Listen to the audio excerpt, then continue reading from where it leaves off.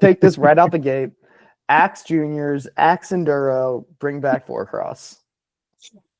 We're here to talk about Val di Sole downhill, but that was the real winner of the weekend. Was Val di Sole four cross. Yeah, I don't know why it hasn't made a comeback. You know, it kind of went the route of enduro is going right now a little bit, where it's kind of like death from within. It seemed maybe a bit like there was just a lot of like doubt about why are we still even doing this anymore? Like, gosh, that was probably like 15 years ago now, and then it just never came back at really any level, at least in the US. It's split because everyone would do like the four cross race and downhill at the World Cups, and then people just specialized, and yeah, it's kind of that like G. Atherton, Sam Hill era was like the last of it, and then Aaron comes along and just ruins everything. Isn't Aaron took all the fun out of it? Taking things seriously always makes it less fun. Wasn't, I don't know XC super well, but doesn't XC set up right now where like they do the like shorter race? Short track. Then, yeah, like it set determines up, like, your the positioning race on the line. Yeah, you could do that with four cross. That would be Q1, insane. Q2. Put your fate in the hands of somebody else. Yeah, like three other people to be specific. Yeah, you have like two more wildcard spots that are from like the top two and four cross or something like that. That would be good. Or if you're like, you know, you just don't want to do Q1, Q2, you can just opt to be like, oh, I'll go the four cross route. Yeah. I'll take my chances. Mm-hmm. And I guess I feel like it'd have to be like the top four, maybe. I don't know. Or I guess not, because then what's the race and final? It's got to be like top two in finals. Yeah. It's like an LCQ and Supercross. Like you need to like be that last person. Yeah. We need more. Yeah. I think the tracks also got too short. From what I remember, I was like a kid back when that whole debate was happening, but kind of from what I remember was, yeah, it got really specialized. People were on dirt jumpers instead of full suspension, and just, I mean, there wasn't people, it was just people got so specialized in only four cross that it just kind of was people following each other down the hill. There wasn't like a mountain bike BMX feel anymore. It turned into a race to the first turn. Yeah, exactly. And then just like a pedal off in a line. Mm-hmm. Yeah, I don't know. Dak, you'd probably do pretty good in four cross. It would have. I mean, I would have. At one point in time. Those years are behind you. That year is behind me. I know. I mean, you're going to Whistler for Crankworks. Like, you gonna do dual slalom or something? No. That'd be so sick to see you come back. And I mean, really, it'd be like going back to where it all started in a way. Yeah, I mean, I came back to slalom at Sea Otter last year, and it didn't go the way I thought it was gonna. So that's right. It's safe to say that my slaloming is done. Although maybe if I came with like the tool for the job, maybe I could be competitive. I feel like slalom racing is so much of like you show up with a slalom bike and then you're like, oh, you should have had a trail bike. Show up with a trail bike, like, oh, I need a dirt jumper. And it's just like knowing what tool to have for, unless you could like see everything ahead of time, it's like hard to show up with the tool for the job because like it's a bit of a lottery. Maybe the only one that shows up with the tool for the job is Kyle Strait because he builds the track. Yeah, he has the tools to build the job. I don't know, but yeah, it just seems that the stack is not the one for slalom. When I was good at slalom, I ran my bars slammed. Yeah, you had those days. Those days are me. Yeah, 35 mil carbon drop bars. Yep, bars went upside down. It's a real switch you've made. It's probably why your back hurts now. It's all those years. Yeah, honestly. I mean, those years are behind me. As I get older, I just progressively go higher and higher. Yeah, are we still on 75s? I have no idea. 70s. 70s? Something like that. I don't know. That pull-out video I did for, I think it was at Fort William last year, the first round, when your bars first came onto the scene all high. And from our podcast, I made a video that was just us talking about it.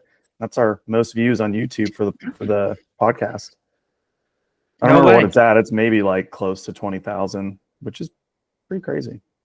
Are you still Dang. uploading just the audio or the video too It's the video. on YouTube? And I'm usually am I always like half asleep in the video? yeah, speaking of that, can you move your camera screen down? Yeah, I can. I guess I was kind of low, huh? Yeah. I honestly forgot that you uploaded video all the time. Let me tell you, I sure remember. don't, because it's a bitch to do. And I don't, it wasn't worth it when they were getting like 1,000 views, but everyone this year has gotten almost probably like 3,000 to 6,000 views. So No way. for whatever reason, I think I'm getting people with the clickbait titles. We've been putting a lot of effort into that the last month and a half. It's a real slippery Dude. slope though, let me tell you. Speaking of that, did you guys watch that 100 Hours with Cole Davey, the Gypsy? Yeah, did. really YouTube? good. That was sick. So sick. Yeah. If you haven't seen it, that's a good watch. I watched. Yeah. Actually, I stayed up past my bedtime last night. I couldn't turn it off. Mm-hmm. It's good. I forget that Jace at Gypsies was like a videographer first, right? I'm pretty sure that's like Yeah. what his background was. So Worked for Gale and stuff. yeah, his that was super. I did the same thing. I like sat down to eat dinner and I was like, oh, what's this? And didn't really look at how long it was. And I was like 30 minutes in, I was like, whoa, this is good. But I'm like, I'm not planned to sit here for this long. Yeah, dude, those are the type of things that like I want us to keep doing more of. And like we're doing those weekend videos, which I think are really cool. And but it's a battle for us to be like, they don't really hit if you're just looking at like views and interaction. And that's Spomer and I are like, well, fuck that. That's not what matters. But at the same time, if it's costing money and energy, it's like you got to balance it a little bit. But I keep going back to the like on a race weekend nowadays, 1,000 people are covering every little thing that happens. So like you have the opportunity to hear about, you know, the Polegate incident like 1,000 times over. You're going to hear about it constantly. So then doing content that isn't what everybody else is seeing, I think is cool. Because like once you've digested all the stuff that we're going to tell you, Pink Bike's going to tell you, everybody on Instagram, you're going to see it. And then like stuff like the weekend where it's like, oh, this is insight that I didn't get when it was happening. And I think that's four cool. of the vlogs from Pivot Racing. Dude, right? To be fair, like I eat all that shit up and like love it. Like I like watching I watch all of Troy's vlogs like pretty religiously because it's just cool to hear from somebody like that. And they're like made well and blah blah blah. But like, yeah, it's a balance to figure out what makes no sense. The like how was your weekend ones, or like the weekend recap of the 3 riders that Lawler's doing is like the perfect balance. It would be really cool if he did it and it was like well produced, like more like elevated, I guess. But then more narrating. It would have to come out at the end of the season for sure. And Red Bull does their series, like, or it'd be like in the break or something like that. That's also the balance for sure. You know, like the being time able to put those out on Monday after is pretty insane. Dude, totally. I mean, and this week was a good example where, you know, Lawler and Spomer spent a lot of time like rushing to get it up. It went up Monday night, and then the Fox podium fork goes live Tuesday morning and just like runs it over. And people don't give a shit because there's an upside down fork now. It's the constant battle, I think, in our sport of like person versus machine. And we put so much emphasis on the tool and the parts and the tech. And like, you know, it's the biggest difference between us and like a lot of other mainstream action sports, I think. You know, like in surfing, there's the athlete. We're not like breaking down board shorts tech, and like sure there's some surfboard tech, but it's a lot more like a personal attachment to surfboards. And skateboarding is the same way. Yes, there's some tech and snowboarding, but it's all about the person. It is all individual. You buy stuff because of the person, like all those things. I actually listened to something the other day, and I forget who it was from surfing that said this, but they were like talking about the skate industry back in the 80s and like 90s. Yeah, they were talking about how like it's dumb to sell the hard part, sell the soft goods, because that's where you're going to make your money, and like sell the culture and don't sell, which is kind of what we've been saying on here for a long time. But it was like funny to hear that. Yeah, I was like, oh, this is funny. And it's I mean, I do think we have, if we're just looking at racing, there is good Mhm. culture, you know, and Yeah. there's, Mhm.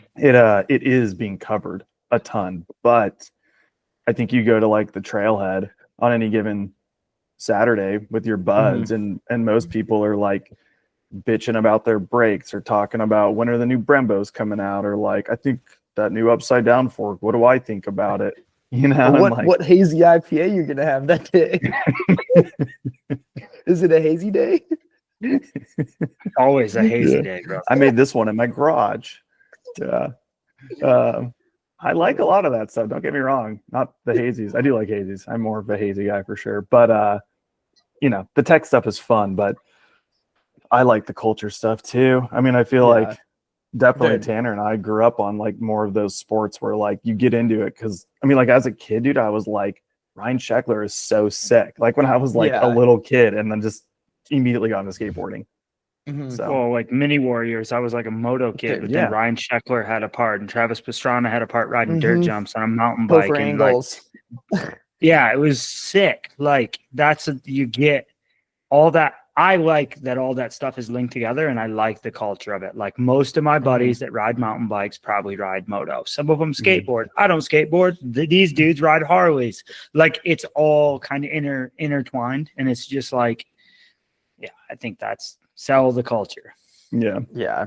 It seems that the free ride scene has got a lot of that going right now. Like if you go to at least like going and just riding and seeing younger kids and kind of like either how they're dressing or like what their bike is and setup is and like what they want to go ride. I mean, the like hitting jumps and like trying to look unique on your bike is super in, which I think is rad. Like it's not how I ride, but I think it's epic that like a lot of kids have a bit more whatever, something to look like, at. They're like, this is sick. Speaking on that, yeah, like Bob Stenson and I were talking about it, and like Max Allred not tucking in his jersey at Leogang.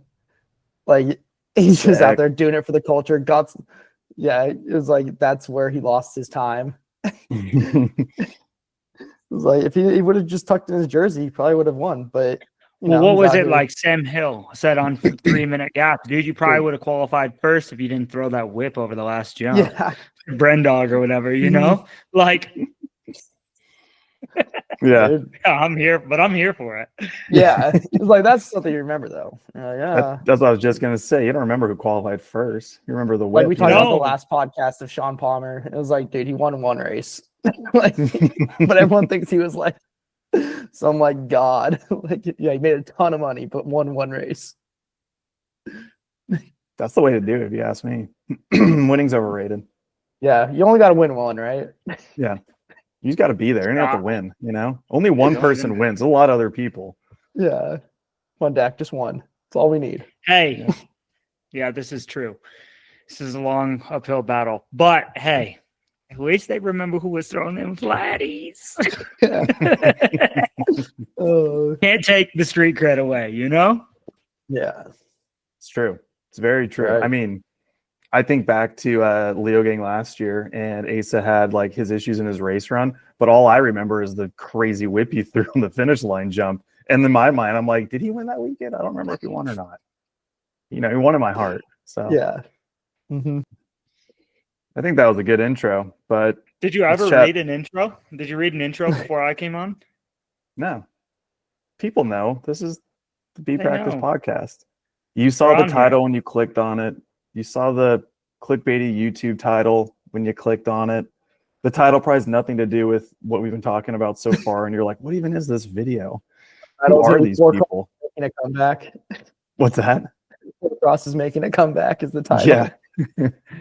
4Cross to be a new qualifying event for 2026 downhill. I think after the final's over, we run podium. Everybody drinks the champagne, and then we line all the top 4 up and see who wins. Ooh.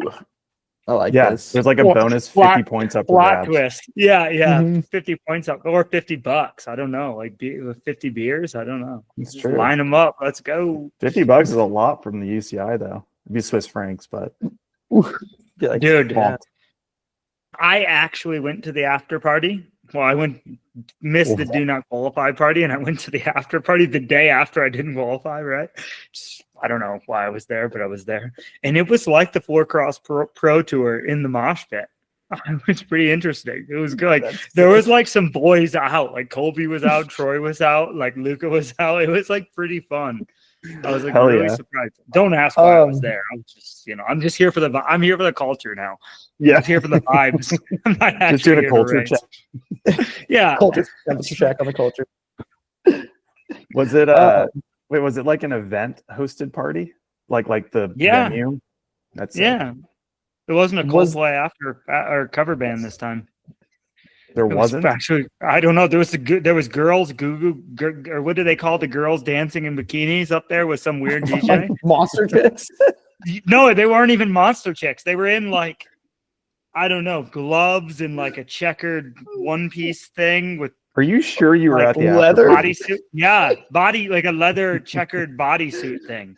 This is the after party. And then they had I didn't do any drugs or anything. And then there was like a dude up there, like with the fire, like the where they light the sticks on fire, spinning them around on stage and stuff. It was crazy. What was everybody wearing white by chance? No.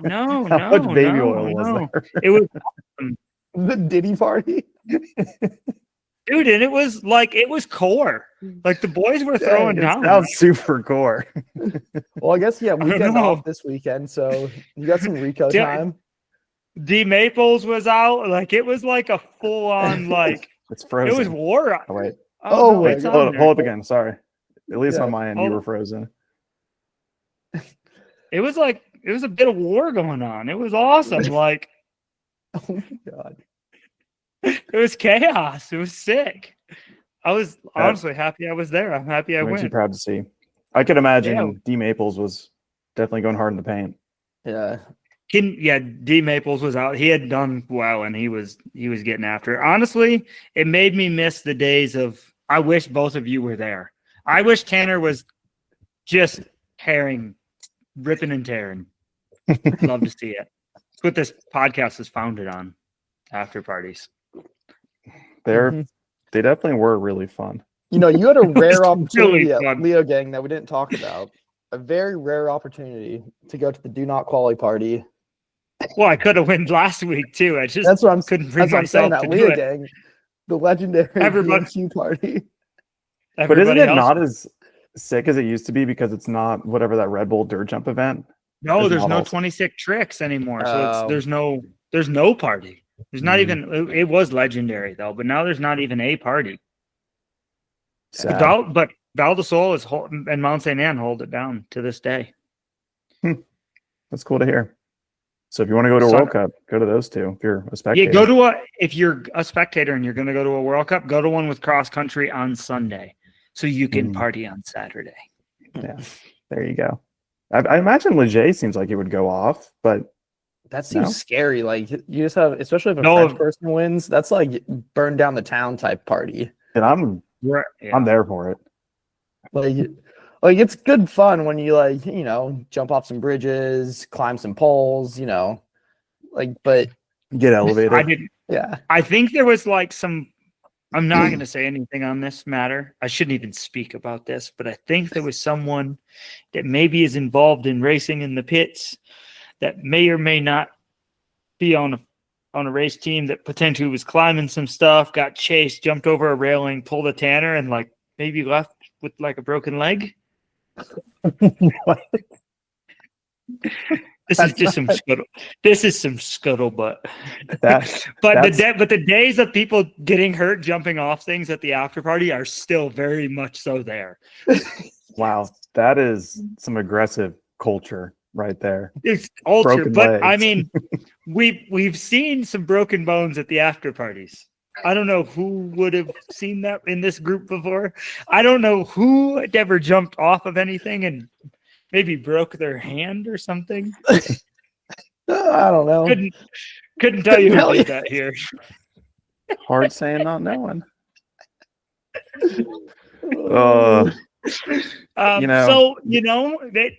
It's just. I just want to say that downhill after last week, I had to do a culture check, and downhill is alive and well. That's good to hear.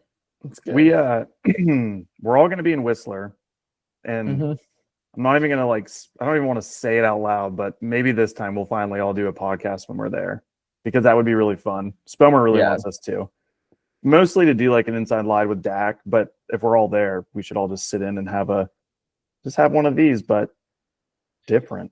Dak, I'm gonna need you to show up a little early too to Whistler. This seems like a poor use of time in Whistler. No, you do it in the morning. You do it in the morning. Okay. Yeah. Okay, or we do it somewhere funny. This is the thing with Whistlers. You can ride till 7 o'clock or whatever. It's awesome. You just start riding at like 3. Mm-hmm. Oh, this would be. No, I'm actually down. I am very down. We could get one of the booths at sushi, and Mm-hmm. we can have one of the big bottles of sake. We can do it in a booth. That would be really funny. We'd have to probably do that like middle of the day for sure. A live show. We could do a live show. You know, we've done some live stuff, and it's always a little risky because you're like, is anyone going to show up? Is anyone going to be here to watch this live? Or you mean like literally live with people? I'm talking about like internet live, but you mean like we invite people to come watch us talk? No, we just have guests. That would be sick. We could have some Get guests some in Whistler, that'd be sick. Here's the thing, get a Dak. couple guests on the show. Here's the thing. I can plan anything, but it takes time, and you don't always show up. So, I mean, I'm close to showing up. I was doing a kettlebell workout. I didn't qualify last week. I gotta get the work in. Come on. I'm just saying, if we plan for Sunday, the first weekend at Crankworks, let's do it or something. I'm just throwing out a date, but I think Sunday might be a little rough. Right after Nationals. Oh, sick. So you'll be there when I need you. Assuming I'm going to Nationals. Perfect. I don't know if I am or not yet. What do you want? What do you want me to do? Can you say? Can't say yet. Yeah. I need you to look cool in front of a camera of sorts. Yeah. Oh yeah. Yeah, I can do that. I know. Light work. Light work. Just the daily. And then after that, what do you think about trying to film a Raw finally? Do you have any interest in that? I do have interest in that. Yeah. I would love I should to be that. able to ride a bike again at that point in time. Yeah. Anything we do would happen the like Monday, Tuesday, Wednesday of Crankworks week. Like earlier on in the week, just before it gets more hectic, you know? Yeah. No, I think we should look into doing that. I think I'm there on I'm actually there on holiday. Like, see, this is the thing. I was like going to try to be there to like do a training block and holiday. And like, you know, I know those things don't really go together, but they kind of do in Whistler. So like go and actually ride my bike, not just sit in different booths. Mm-hmm. Like ride this time. Tried to ride last time. And the only thing I felt like I didn't do while I was there was actually ride. Yeah. So, you were just getting show ponied around. I was show ponying, dude. Show ponying hard. Yeah, I'm trying to show pony I'm trying to show pony, but on Dirt Merchant, you know, like this, turning the bars back, turning the bars the other way, and then turning the bars the other way, and then the other way, you know. Let's make it happen. This foot forward, that foot forward. Is Frida going? Yeah, I think so. It'd be sick to do like first week. Maybe even like some sort of joint Raw thing, or she can have like a little cameo section in it too. Frida Raw? I think we did do a Frida Raw at Winrock a couple years ago with her, I think. I don't know. She's gotten way better, so we need to get her in there. Get her doing some skeets. She'll be the first guest on our live podcast for sure. Yeah. I have so many questions about you for her. You should ask her. She's good at that stuff. Yeah. She speaks nicely about me sometimes. How'd your weekend go? How was Val di Sole? Your second race back was a bitch of a race to come back to. Holy cow. Dude, I felt like I was at war out there. I know I say this a lot, but literally every time I stopped, somebody was laying on the ground yelling in pain. I was like, wow, Hauser looks really good. Hauser looks really good. Oh, Hauser's died. He's on the side of the track dead. Like, how is Hauser dead? Like, dude, it was crazy. It was I kind of knew when I made the calendar, I was like, okay, we can come back for Leogang. And then I like race 2 was Val di Sole, and I was like, oh man, this is going to be really hard. But I did better than expected. I do feel like my riding was pretty good, especially like when you're maybe not super confident and then the track is really inconsistent and there's a lot of dust and stuff hidden under the dust, and you just feel like at any moment you're just going to tomahawk for no reason. It's kind of hard to like have gentle foot pressure and gentle braking and be riding efficiently when it's inconsistent. It's really hard in that environment, right? Especially when you don't have a whole lot of confidence or bike setup or like things to begin with. You know, I'm like trying to get the bike worked out and get confident in that and trying to learn these new brakes and then it's just like war. And I'm not that fit either. So it's like halfway down, I'm like, my legs are burning and I'm like, don't get me to the finish line now. Can't even feel what's going on underneath you. No, I'm just trying to hold myself up, dude. Like one ass cheek is just burning. Not both, just one. Got one ass cheek burning. One hamstring's on fire. I'm lopsided. Come on. Get me home. Man. Get me home. It's falling off the side. No, yeah, I struggled. I struggled last week. I struggled with mechanicals. I struggled with lacking confidence. I struggled with lacking conditioning. It was a hard weekend, and I think that I suited up in Q2 to give her hell and didn't even make it to the second split. So that's life. It's you know, your splits in Q1 were not bad, even with like mechanical. I wasn't like 30, 35, 40 kind of stuff. Yeah, like, but and then I on a track like that, like yeah, you'd expect you to be. I expected you to be fading more with like the lack of prep. In Q1, I made a pretty big mistake in the middle. Mm-hmm. So what happened in Q1 and Q2?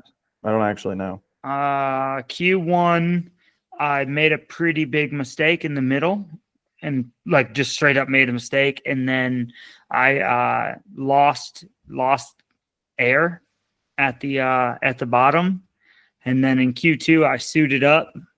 I don't even know what my first split was. First split wasn't great. Yep. And yeah, and then I lost air again towards the top.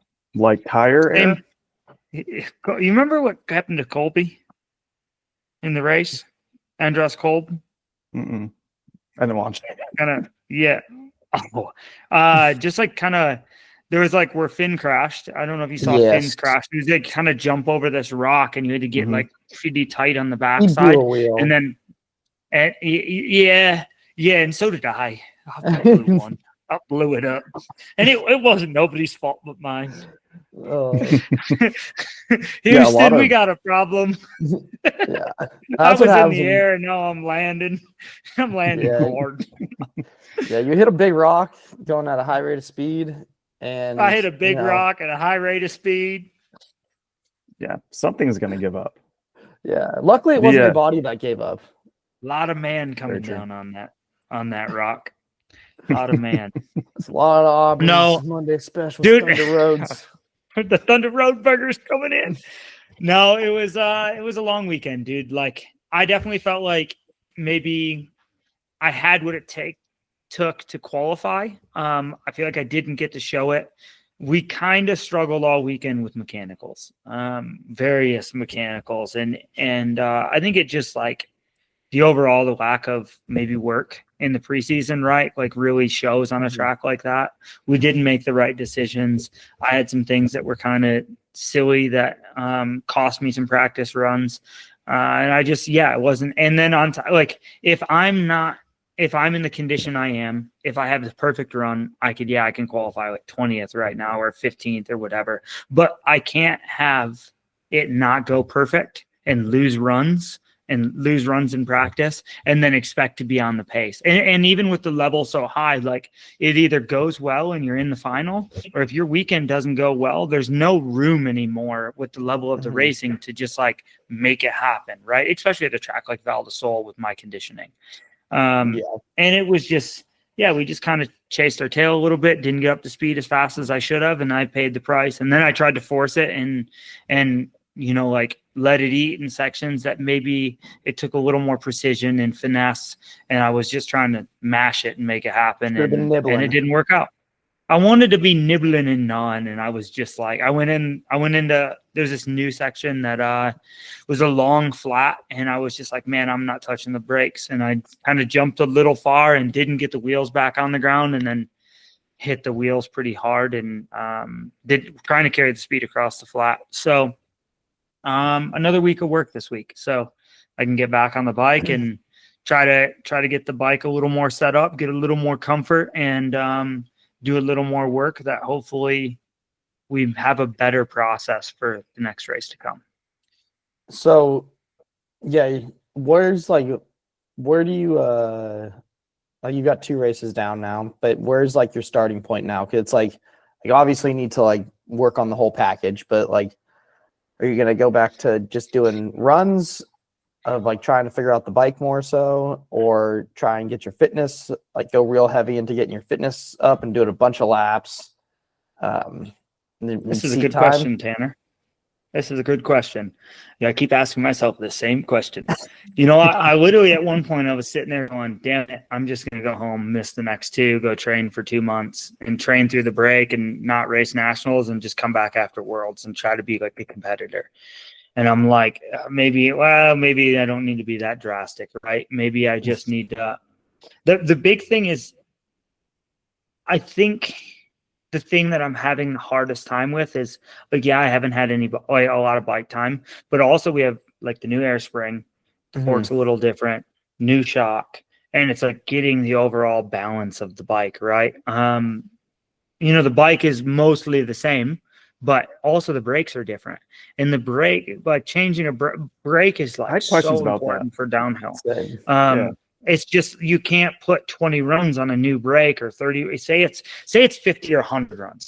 Just say 100 runs. It takes at least 250, 300 runs to like get used to, I would say, to get used to a brake and like have it be like, so you can be finesseful with the brake, because braking is everything to going fast. It's the most important thing. So a lot of new components that I didn't get to kind of ride before the season, and we just, like, I wasn't able to do it. I was hurt. So a lot of different things, but to answer your question, Tanner, you know, I just, first thing was I just took 3 days, like 2 to 3 days to like completely reset. I felt like you spend so much time over the course of a race weekend in a high stress environment. I mean, like my Whoop says, you spent 5 hours, 50 minutes in high stress today. And it just like takes a toll on your body, right? Just spending that much time thinking, processing what the bike's doing, processing the lines, you know, like the exit Jackson took. I didn't even think about it because I was like so distracted trying to get comfortable on the bike that I wasn't able to put enough time into like really those fine details of my race run, right? It takes a toll on your body to be under high stress for that long, and it makes you really tired. So one, even if I was like really strong and fit, just being back in that environment takes its toll. So I wanted to take some time off, and now still focusing on riding the downhill bike because there is like a good amount of like muscular endurance that I'm getting from riding in that position, but also like trying to be better with my energy so that I can do like more of the physio work and more of the, you know, aerobic capacity or aerobic capacity work that will allow me to be able to compete at the race in a very short period of time.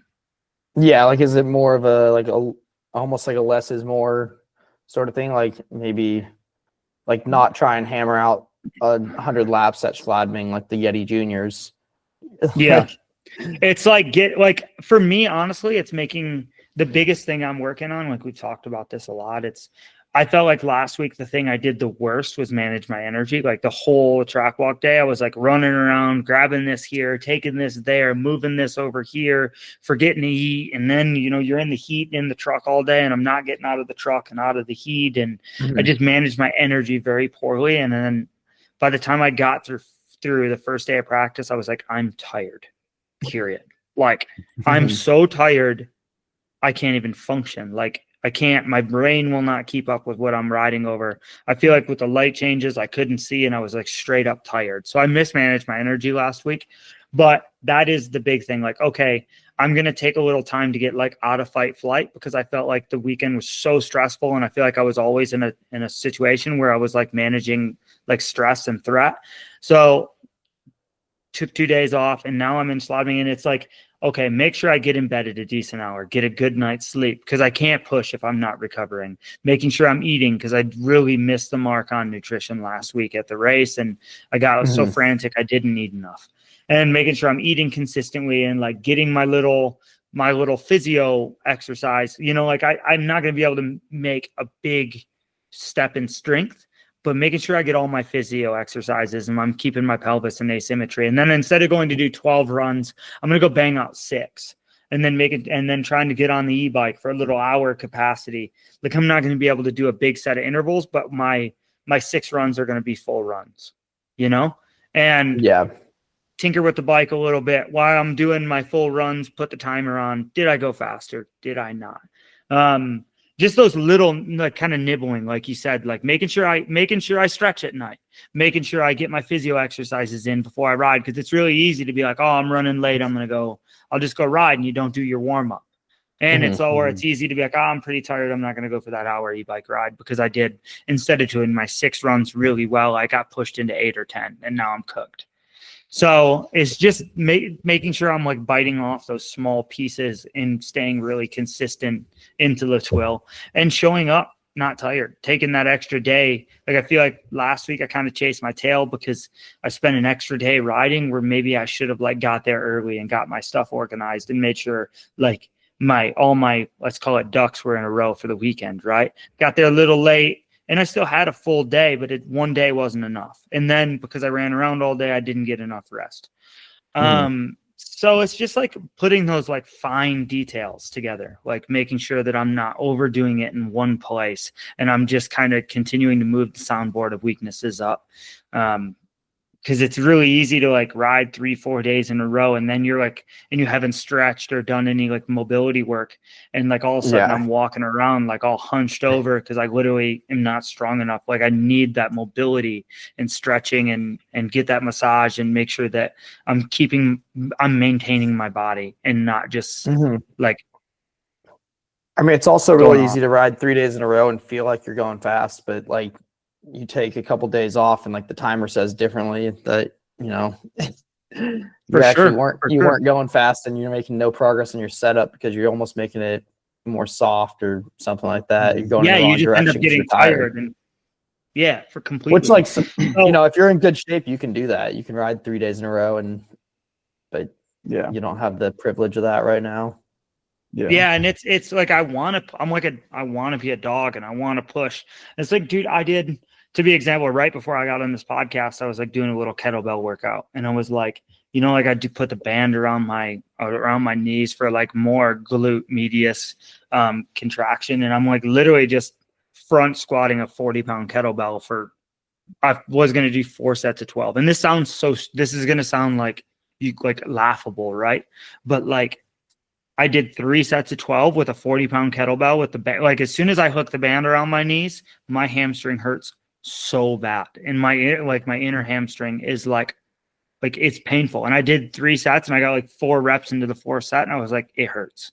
Like I'm done. That's all I had. Like from 1 to within 3 reps, all of a sudden my hamstring just starts to hurt. And I'm like, well, like there is like the whole like push through it, pain, gain thing. But it's in all reality, like I'm doing so much. It's just like, there's only so much I can do. And it's like, if that's what I can do, that's what I can do. And I did like some 30-pound, like single leg RDLs and some other things and I'm done. But like, I can only do what my body will allow me to, and like pushing is not going to help anything. Like there was a time where I was like in pain and kind of pushing it, but like now it's like almost kind of respecting the, like after I did, you know, my 6 runs on Planey mainline today, like came back, did my little, you know, I warmed up really well before I did it, and then I did my little routine and did what I can, and that's what I can do. Like you kind of got to just accept that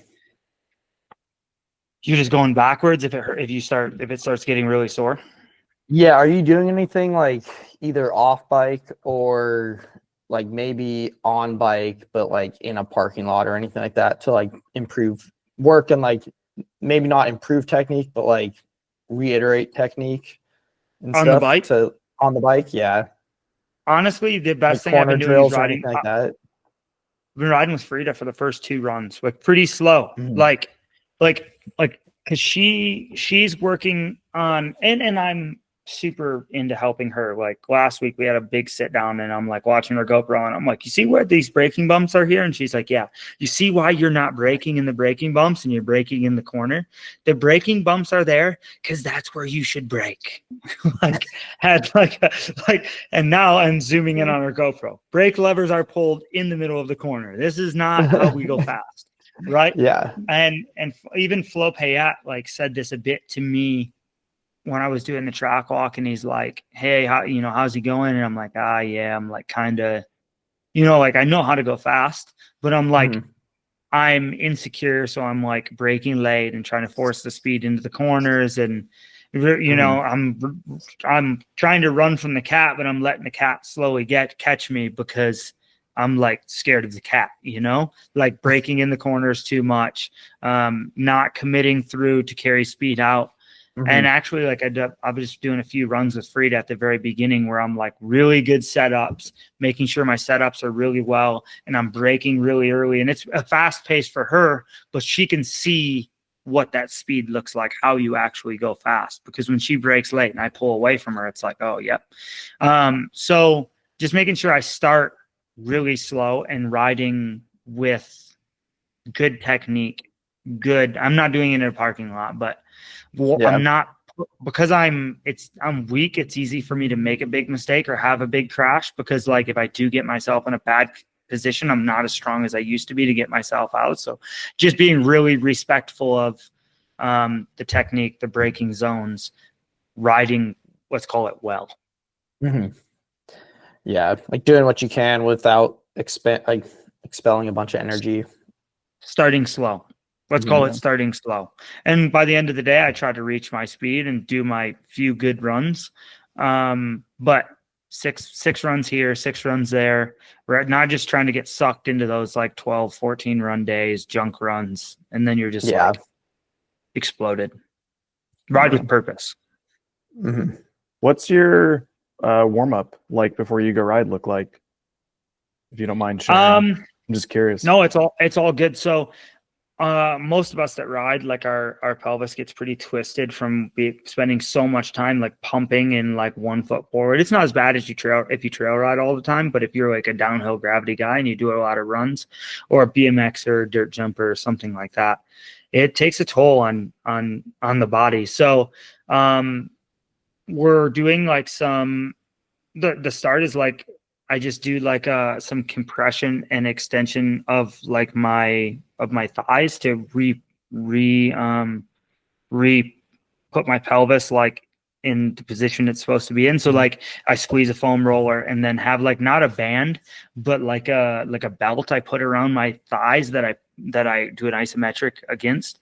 And then it's doing some anti-rotation. So it's like I think it's called a pull-off press. So it's like I only do it one direction, the opposite of what I stand on the bike. So pulling against my front foot with the band and then pressing it like out in front of me. And that helps realign my pelvis. And the same with like if you were to get like all down on all fours, like you would do like a fire hydrant or something like that. And I put my front foot actually backwards behind me and then do a bit of like even with no weight, just like a row, an anti-rotation drill.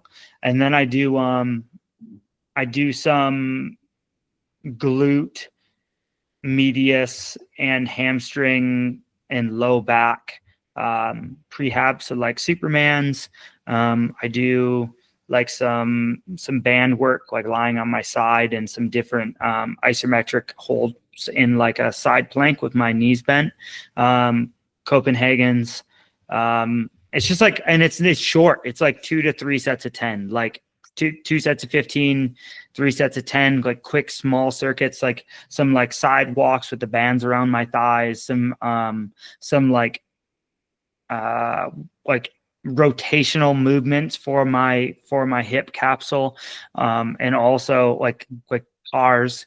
So like you lift your leg and then you swing it out and then you externally rotate and then extend it behind you, some things like that. And then, jump around on one leg and do some glute bridges, squats, and single leg deadlifts with a band around my thighs, just to really, it's to mostly for glute medius, like my glute, because I had to cut it, so it's like so weak, so it's actually really hard for me to ride deep in the bike and hold my knees out. So I ride a lot higher than I used to at the time, because I'm just not actually as strong. Like, I'm strong jumping, but my hamstring, where they had to pry the hamstring over to put the screws in to screw my acetabulum back to my pelvis, and all the pieces it was in, they really had to pry the hamstring. And there's some screws actually now under the hamstring that the hamstring glides on that causes a lot of pain.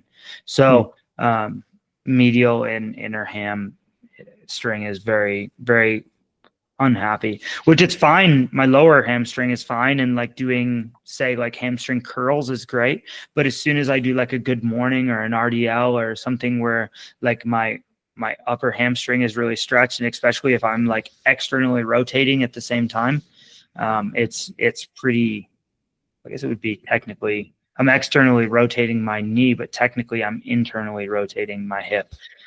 It's pretty painful. So at some point in time, my hamstring just says, like, from one run to the other, like I'll do 6 runs, I'm great. My 7th run, I'm in so much pain, I can't ride after like the first split. So it's like, and that's just like a number for instance, but that changes all the time. But yeah, so just swinging the kettlebell around a little bit and making sure I'm warm before I go ride, because it's like, you hit like one big compression, overshoot a jump, and then like it's a shock to the system, and then you're like, for me, I'm riding in pain the rest of the day.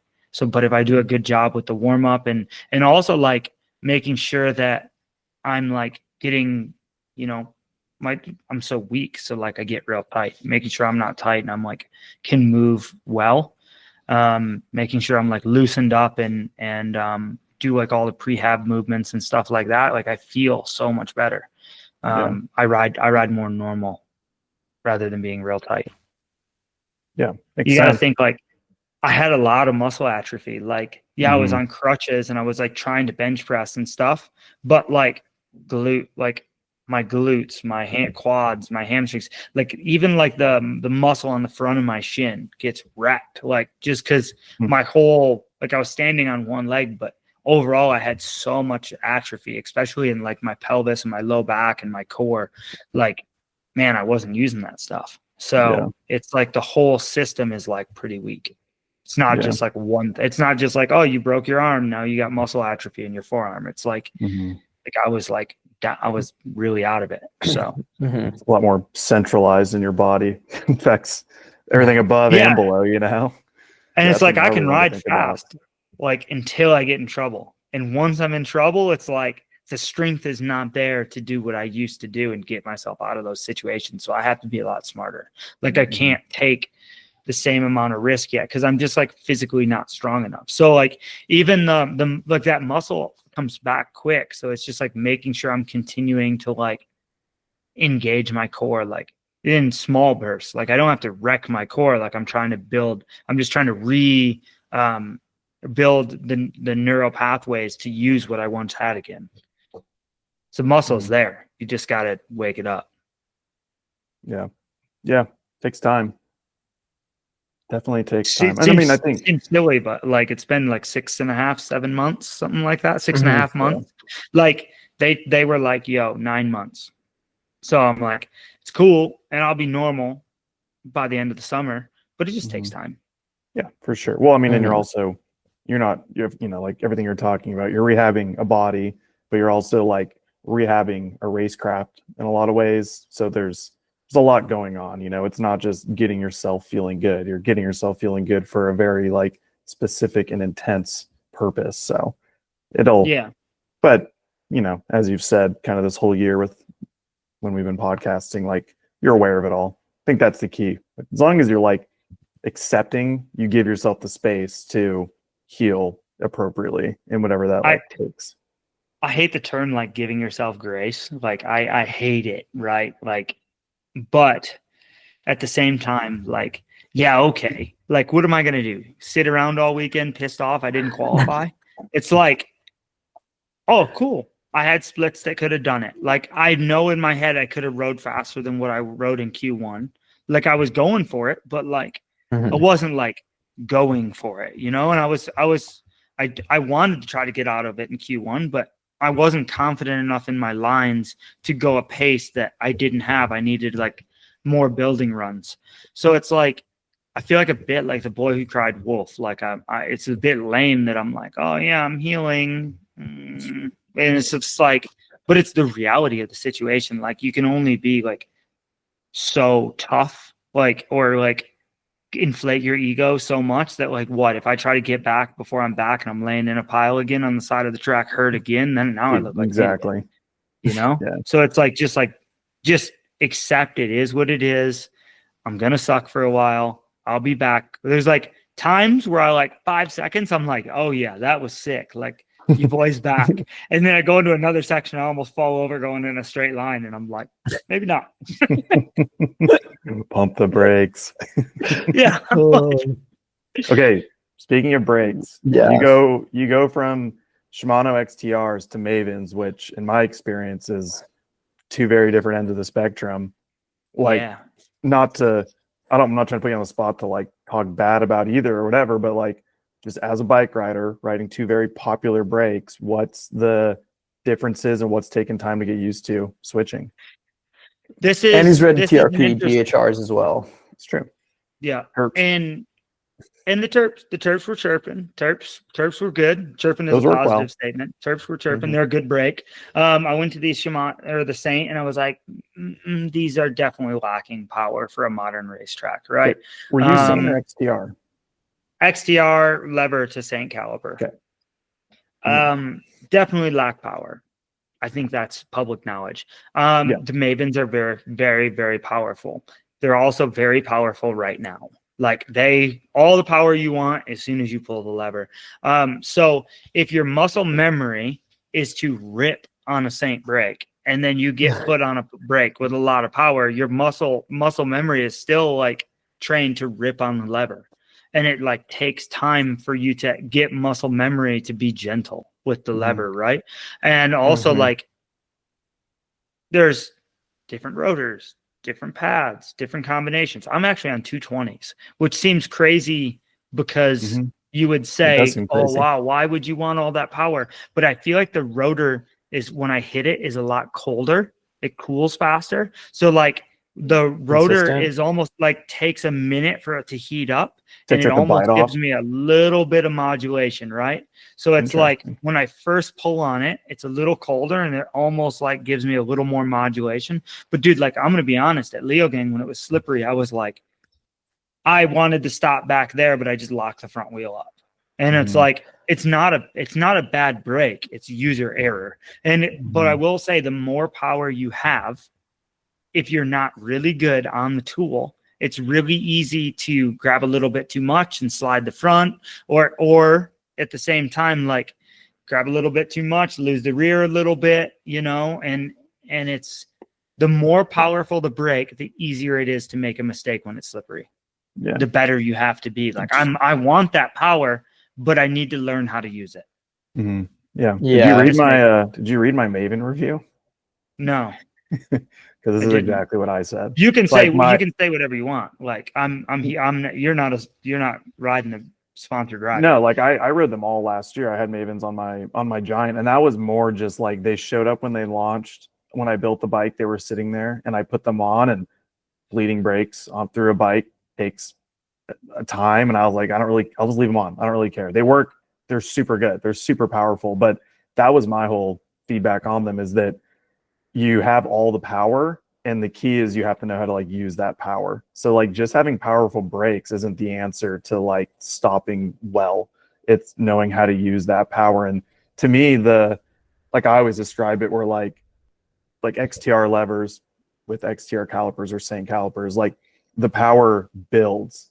Maybe it's even like a linear progression of power being fed in. So the downside of that to me when I ride them is you have to pull through all of that build and power to get like max power. So it means they're all this modulation, but max stopping power is delayed to get to that power, versus Mavens, you start with all the power and then it's up to you to like back it off to like the amount you want, which makes it tough in exactly what you're explaining. If it's slippery or tricky braking moments, you can almost have a tendency to over brake, because you'll grab the brakes to get too much, let off, then be going faster than you want, then have to like back the power back on or reel the power back on. And there's no room for that. Totally. Well, but it is all muscle memory though, because I mean, I think I'm above average when it comes to braking. Like I know I'm pretty good at braking as far as like my abilities on a bike, but those are like, I think a lot of people were like, oh, you rode them on your bike, but you like shit on Mavens all the time. And I'm like, well, I was able to adapt the way I brake to them. It just took a little bit of time. It doesn't mean that they're the best brake for the way I like to brake. So, and also you're mostly riding trail bikes. Yeah, I mean, I rode them in Whistler for 2.5 weeks. You know, like it was a good experience to go there and be like, once you're used to them, you have all the brake you could ever want, you know. But I will say there's other brakes out there that kind of blend the worlds together of like peak power with like modulation, where Mavens, I think, take a much more precise finger on the levers to get the modulation you might want. Yeah. And I think most of the time when you're racing downhill, you want all that braking power right now. Like you want that. What I'm asking for, you want, right? And I've said this, I've said for forever, I've screamed like, I don't want to wait to brake. I want it all right now. Give me what you got. You know, I got 5 foot to brake and I'm trying to stop this thing. But when you're dragging it, you're trail braking, you're you know, it's slippery. You're on slippery, dry routes. Like they're polished and it's dry. It's hard. Like, so it's like, these are the world's most extreme conditions. And when you have an oh shit moment, what do? Grab on, right? You fear brake.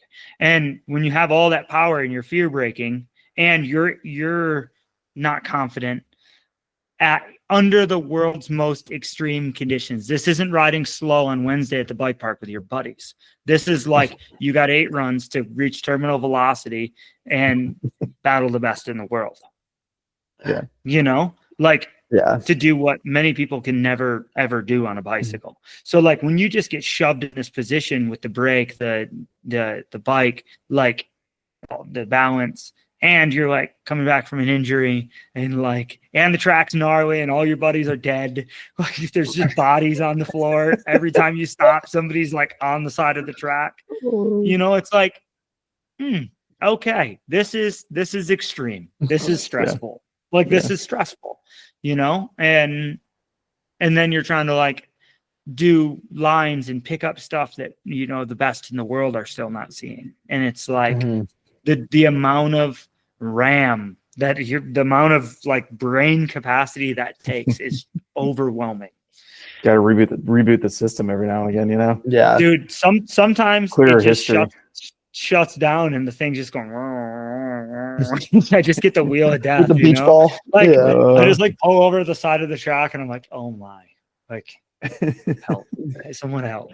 Well, you know, so I'm very happy with the way things have been going. Yeah, I haven't reached my goal, but also like the level took a big jump up, and I think it's a little unrealistic for me to start putting, like, with all these variables, me to put a bunch of pressure on myself and then be mad at myself too. Like, this is not helpful. Cool. I think we're covered there. You think so? I feel like I could talk about Maybe. brakes forever. Yeah, I The was whole gonna say, the whole 'cause- Maven debate is well, Troy Brosnan they're last year rode sick. the codes for pretty much all last year. He rode codes, and then now he's on Mavens. But he was saying that the might have same been thing. 2 years ago because once he's gone to Mavens, he did the like fancy small rotor in the front, big in the rear. to, Yeah, like, get away from the Mhm. front end tucking. But the big rotors is something you hear people talking about for temp. Like, yeah. and Mavens, in my experience, don't heat up hardly at all compared to other brakes, which I've been saying it, like, it's great for people that aren't as good at braking because they're going to be dragging brakes everywhere. And those things like don't really glaze over or like have issues with heat as much. Dude, their power is awesome when they're hot. Like with the Mhm. metal pad, like once they're like, I noticed that on my e-bikes, the e-bike is so heavy and I'm running a 200 and it's like once they get hot, they like really are good, like Mhm. really good. Yeah, they are. Are you running metallic pads on downhill bike? Yeah. Have you tried running resin or anything? Yeah, they just get too hot. Once they get hot, Mhm. they just lose power. They're great until they get like bottom of Andorra hot, and then not so much. Like a Fort William or something would be like kind of good for Fort him. William would probably be sweet, yeah, where you have like braking and cooling, but when you're just like dragging them for a minute and a half, like and braking hard and then dragging and braking hard, I found that the organic just kind of lost power once they got really hot. Yeah, that makes sense. Yeah. Why are you guys just on Mavens and everything else stay the same? Well, they're on Or- the drivetrain too. Okay, I guess you Yeah, guys are just we're going derailleur. once all muck off. Trailer. We're years past. SRAM. We're Mhm. SRAM. But not cranks, right? Yeah, You cranks. still- Oh, you got cranks. You're not E13 cranks SRAM anymore? just maybe doesn't make e-bike cranks. Maybe I don't know. Something's going. No, they We're make e-bike E13 on cranks, the I think. e-bike. Yeah, I don't I know. think I don't understand. Hard to say. It's okay. You're not an e-bike racer. Thank God. No. Yeah. No.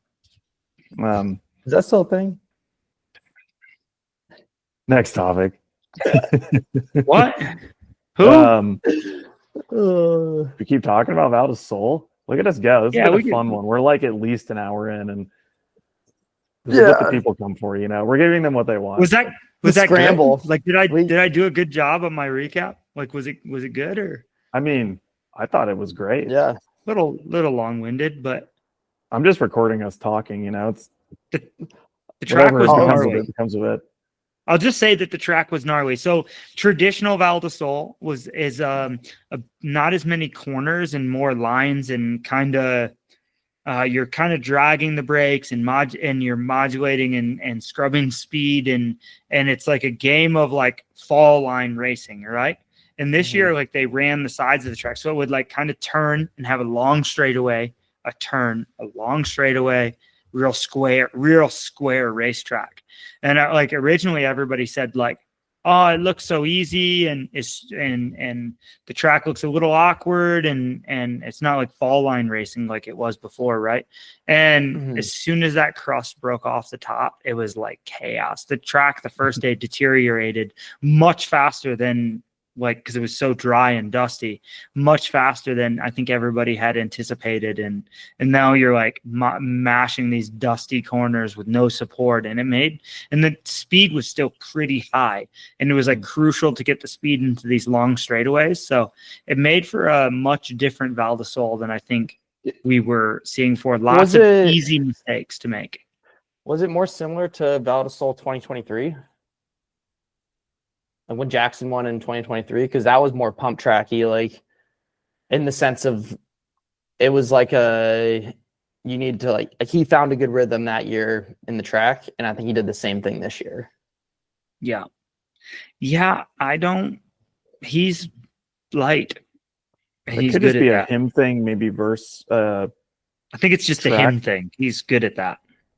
Okay, like not saying the track doesn't cater to that, but I think he's so good at maximizing that there in particular. I mean, I have is bouncy style fast, like him till Troy has always been that, like when you watch him ride, he's wanting a lot of feedback from his bike.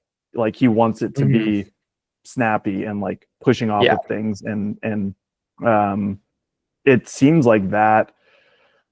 I mean, it's hard to be like, oh, that's the style that's fastest now, because it really is a product of Jackson just being really quick. And Loic is probably the first person that comes to mind where he expects his bike to do a lot of the work. Like you watch him ride, and he's the little dancing bear on top of the unicycle, not moving. Yeah, but he's 90. But he's 90 kg. I'm 86 kg. Like yeah.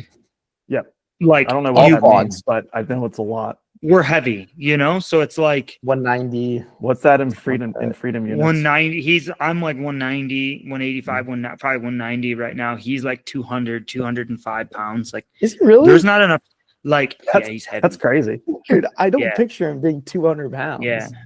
I mean, Yeah, he's all pretty. muscle. I mean, yeah, he's a dog. Like, he's heavy. He's like a tight he's end. a rock. But it's like you They can't made him do that big what, in France. but they don't make support that big for a dude that big. When you start jumping like that, into holes, bro, For his like, it's not possible. So it's like, I think bouncy style, like what we're seeing from Jackson is a product of Jackson's like weight, how easy it is to get support out of the bike for someone that light, how quickly he's able to stop and support his weight under impact. Like, you see the dude, he's jacked for sure, but he's small jacked. Like, he's a small dude, he's like, he's in good shape. Like, he's not like he's like weak. He's training hard. You can tell, but he's just a smaller framed kid. So it's like, yeah, okay. There are some like downsides of that, but clearly it's not that much of an issue because he's smoking us. So like, he's maximizing the upsides of it for sure. I mean, 100%. Yeah. His ability, I think me and Loic ride kind of like downhill skiers. He's like a slalom skier. Like, he's like quickly changing directions, right? And it's hard to get a lot of mass to change directions like that with the amount of grip it takes, right? Like, he can do that because it takes less grip to move that amount of mass. And he's able to quickly like where we're like a bit round, like we both ride a bit rounder. And I've actually like, when I was coming in, like, that was kind of the thing that did it, right? And I kind of used to ride more poppy and jump up and down and stuff. And I've actually like over the years taught myself to plow and ride a lot rounder. And then when you watch like him do that, it's like, what? Like, how do you even do that? Like, I can't I don't think I mean, I'm a good bike rider and I can like change directions quickly, but not as fast. Like, physically, I don't think there's enough grip for me to turn that hard. I mean, I think too, watching him ride, and Troy is somebody who's always been like this to me, or ridden like this, is that yes, they're riding a lot more like off the ground, like rhythming things and pumping things and all that, and getting a lot more like response out of their bike. But Jackson in particular, the way he interprets the terrain and the track and the lines and the flow he's able to create, where you watch a lot of other people come through the same section and it looks like a much different section of track, is so impressive. I mean, I bet if we went back and listened to our 2023 Val di Sole podcast, I'm sure we kind of talked about a similar thing. And I think like with Jackson in particular, him not being around all last year, I feel like I've sort of forgotten how, not like revolutionary is not the right word, but just the way he rides is different and so impressive in a lot of ways, because I don't like the things we're talking about. Not everybody's physically has the stature to do what he's doing. And then he's so good at it at the same time. Like, he reads. He's incredible at it. Dude, yeah, like, honestly, really, he really is crazy good at to watch. It. Yeah. He There's really no knows how to debating. like use his, like, he uses his small stature and smaller bike to like the fullest potential, basically. Yeah. I mean, it's like he floats over, like his bike is so stiff relative to him that like some of the rough sections, like the in his race one where he dabbed a foot in that left-hand corner, but coming into it was like super rough and you're braking real heavy. And like, he just looked like he was just skimming over everything. Like, look, he was hitting whoops where like Troy like was kind of kicking out and stepping out. I mean, and Troy's still a light, small rider too, but like, yeah, it's sick to watch. Like his mix of flow and rhythming sections of track matched with like he's at a high, like you can see the intensity, but it's not to a degree that's like maybe like Tebow's the other end of that, where Tebow's got like 100% intensity and it comes out like a little crude, you know, like it's just not as polished at all. I think it's just when you look at Jackson's background of like him dirt jumping, pump tracking, how good he is at that stuff. It just shows. Biking. And I have growing a up lot in a bike of those, park, dude. Yeah, dude, like riding Whistler is so hard packed. All you do in Whistler is find little gaps to like flow catchers. That's all Whistler is, you know. Definitely makes sense. I like have those tools in my toolbox. I came from racing BMX. I'm good at riding dirt jumps, and it's like sometimes I see him do something, and I'm like, man, like, or like even like Loic has adapted like he'll manual stuff sometimes, and I'm like, why do I not? Outlandish. Why does it? Yeah, why does it? I have that tool in my toolbox. Why didn't I think to use it? And this gets so frustrating. Like, I know that I need to set up my corners into the open and like that. What Jackson? I don't know if you watched the other bike video with Benjamin the Castro, left-hand corner. Yeah, and it's like I was struggling there and didn't even think about it. I'm like, what is like why? And that's what I see like when he uses like riding a small bike, right? Like he is able to do a lot of these things as well, is because of like he knows that like his bike can fit into this spot and he can like corner there, where like your bike is longer, obviously, and you're gonna have to like do things a little bit differently. Yeah, but like all these things are things I've adapted, thinking like I went to a longer bike. Well, I went to a longer bike again. Like I've like adapted my bike to ride lower and like have more grip. And then I watch him just bounce through stuff because his bike's so stiff. And I'm just like, am I going the wrong way or not? Yeah, like I feel like though you watch somebody like Amory and he's more your vibe, you know, like he rides heavy on his heels and very stuck to his bike, where he's expecting his bike to do a lot of the work. I think they all work. They clearly different riding styles work, and I think maybe Jackson's is just unique. It's a bit of Aaron Gwin effect right now, where like people are like chasing him in those lines when they're maybe focusing too much on that and not enough on their own race. Weird. Crazy concept. Yeah, like with the hot T-steps with the hot take. Yeah, you're telling me about it. You know, it was 2012, and Aaron Gwin was 5 seconds up on everybody at Val di Sole, and next thing you know, everybody's 7.8, I think it was. I'm just picturing him like hitting the step down like in the middle of his run, and he was like even further up on everybody, but like, you know, he's riding basically a rigid bike down the hill.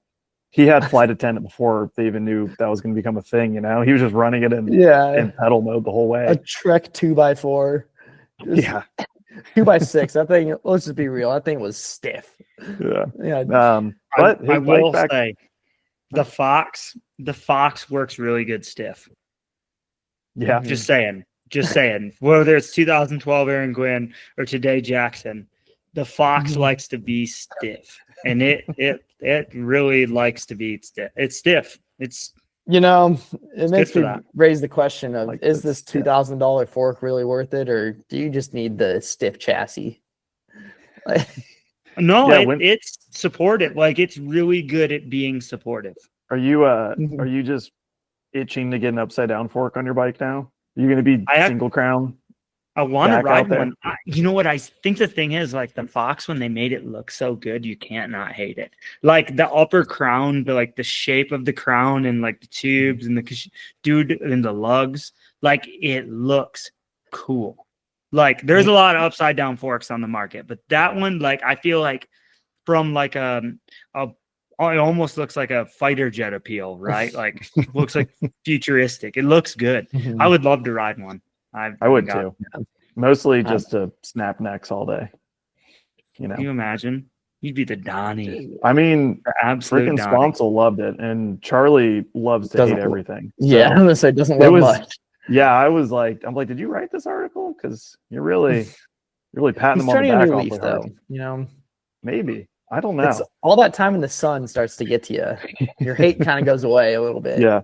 No, I mean, going through and putting that together before it came out, I was like, I want to ride one because, yeah, they've done a lot to make that fork have a lot of support, but a lot of grip at the same time. And those are two usually contradicting things with suspension. Yeah, what they do. I don't even know what they did. I don't necessarily either. I breezed through that part. They added 2 pounds. I think that's about it. Oh yeah, yeah. Crazy. But I was looking at times from 23, 24, and this year. Last year was 339. This year is 338 point something was the winning time. And everyone, I couldn't help but notice everyone throughout the weekend saying the track is so much longer. It's so much longer, all this stuff. But the time was the same. Literally like almost exactly the same for the winning time.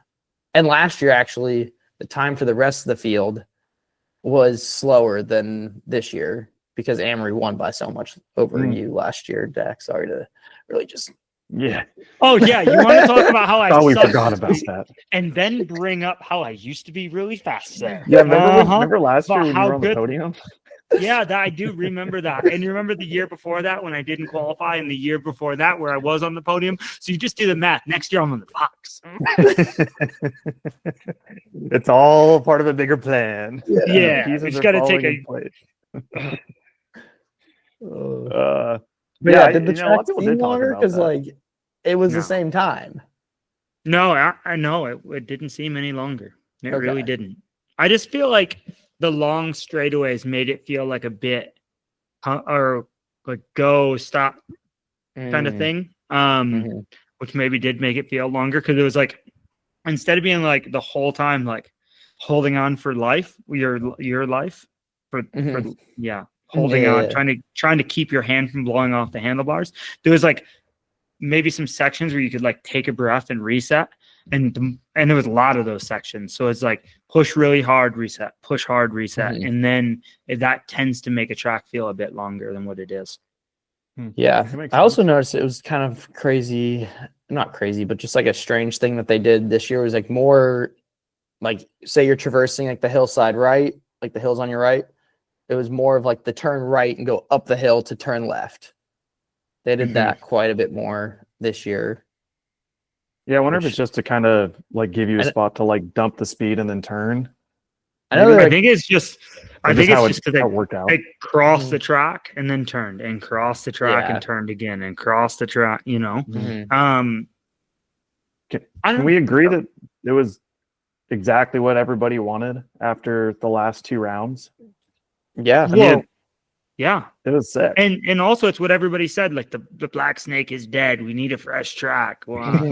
And okay, well here you go. Resurrect the snake. Yeah, it was still hard. Guess what? It was still difficult. For sure. I mean, it was all new sections and it was still difficult.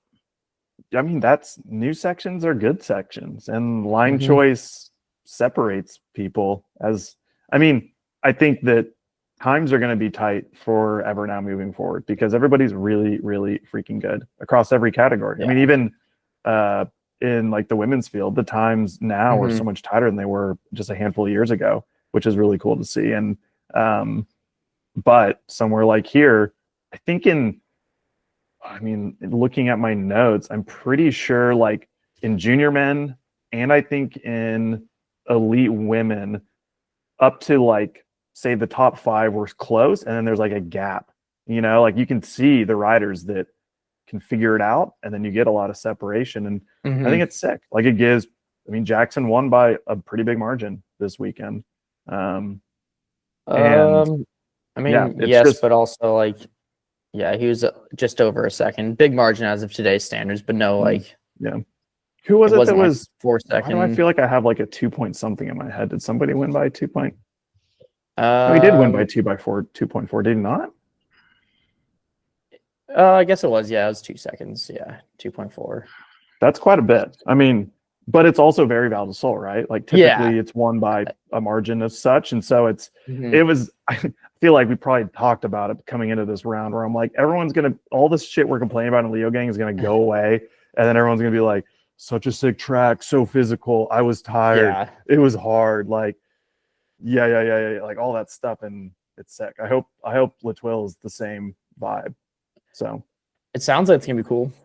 okay, I'm gonna pick a topic I want to keep talking about. Reece Wilson was wearing windshield goggles. Did you guys see those things? The tint looked okay. The clear did not. They I It saw looks them bad, a few months ago, but I get like it. probably 4 or 5 months ago. I saw them and they were all stoked on them, and I was like, It looks hot. there's no foam or anything underneath, Uh-huh. so it vents out the helmet, right? Uh-huh. But it's just a strange concept of, I don't know, like if you got something that came up underneath, like dust and stuff. Yeah. I mean, I've ran foamless goggles and it's been fine. Like we wear glasses riding and it's usually fine, you know. Yeah, I get things underneath glasses though. I mean, I don't at a Riding. rate that's like I need to close this shit off, you know. Well, I mean, if you're racing World Cup downhill, I feel like you don't want to risk anything. Yeah, fair. They look terrible, but I guess He said they're sweet to ride in. He guess that said makes you have a sense. big field of vision and stuff. Yeah, but Reece Yeah. loves everything he's doing. I was about to say, So, Reece also said that he's on the fastest bike. he's definitely one of and- the most impressive racing marketers that we have currently, and I respect the shit out of it. Yeah, I like Reece, but also He's like, built a downhill team around it, you should and they got on a pump podium. the brakes this on the weekend. things being the best of all time. Yeah, there's a reason the goggles are the way they are. I don't know. Who am I to say? Get the Stormtrooper, get the freaking bug windshield out there, you know? What's a Yeah. tear off for those things look like? Like a big ass piece Dude, of remember saran wrap? Remember at Killington back in like It's a 2016, I think it windshield was? wiper. Remember the guy at Killington in 2016? Yeah, with why those do I have like goggles? this weird We had the memory of what you're 100% talking? van, and it was like our pit looked directly at this dude with these like huge windshield goggles. What were those? Why can I like can vaguely remember what did they go like over your helmet? Dude, they like covered the whole front of your helmet. I don't even know if Maybe they he fit. works for Leah now. No, it's 60 that makes those goggles. Oh, 60, I mean. yeah. So Maybe But they're yeah. working with Leah. I don't know. maybe. A lot of crashes this moving on. weekend. A lot of people yes, got hurt. Broken bones. Emery Dude, the broke butt his cheek. collarbone, which sucks. Dude, so I messaged Sam Gale like track walk day. I'm like, yo, you won the Burgtec Labor of Love. Like, send me your PayPal. I'll get you your $200. And then I like wake up the next morning and he's just been like violently stabbed in his butt cheek. You know, like this photo of him on the side of the track with blood everywhere. And I was like, damn, this is some shitty timing. But he did message me and was like, yo, thanks so much. Here's my thing. And I'm like, dude, I'm super sorry to like hear that happened. And I asked him if he like knows what he cut himself on. And he didn't know if it was like his bike or the rock, like a rock on the track or what. But it sounded gnarly, like having to stay in the hospital for a few days to make sure it didn't get infected and everything. Spooky. Ooh. Stuff like that's almost freakier sometimes than just breaking a bone. Sounds like a Yeah. real pain in the ass. You waited all podcast for that one. Yeah, hopefully he's okay. Yeah, Anna Newkirk, I think it was her hand she Yeah. broke. Yeah. Also a very big bummer with the year she's been having. Bummed. Amari got catapulted. Yep. Like, do we know if either of them are needing surgery? No, I don't think Amari does. I don't. He know said he was what gonna be back in a couple weeks. Sick. Like, well, he said he'll be back for Second basically half. after the break. Yeah. Yeah, makes sense. Makes sense. Yeah, Bodie Ben had a Burke. huge crash, but he's all Ben, good. Bodie Burke yeah. knocked his head pretty good. He was in like in question over and over again mode. I heard. Oh, that's not He's good. been he was doing well too. He's kind of just finding his pace, obviously, with the win and stuff. I mean, it does pose the questions about tracks being too dangerous. And last week, Leo Gang was about the speed. And I think this week just proves that everybody's pushing super hard. So you make it fast, you make it technical, you make it steep, whatever it is, there's risk involved. I think there's some conversation to be had around making aspects of the track safer, whether it's like taking out unnecessary features or clearing trees. That's definitely one where like kind of like maybe we just get rid of all the trees that are in the track that you could potentially hit and like actually make a B zone that's X amount of meters, because trees don't move, and like, you could put one of your little pads where there was a tree if you're trying to make like some sort of line choice, Yeah. But that's my hot take. No trees, 2026. Tree-free tracks. But seriously though, like there's some sections where I'm like, dude, if you made a mistake and you freaking faced a tree, like it's going to be really bad. And Oh yeah, what's the point? Like, trees are lame. Trees suck. I watched Oceans crash, him crashing into that big boulder too. I was like, ooh. Finn's crash was gnarly. Yeah, Finn's looked really bad. Yeah, he got lucky to be like mostly okay. Yeah, his and Bodie Burke looked. Yeah, Bodie Burke's was the ragdoll for sure. That was super shitty. I didn't see Bodie Burke's, and I'm kind of glad I haven't seen. Yeah, he got the whip. He got whipped. But he fell like in the upper berms, Yeah. So, I mean, not to say it's like an easy section, but it's just everywhere something can happen. Like that is the sport.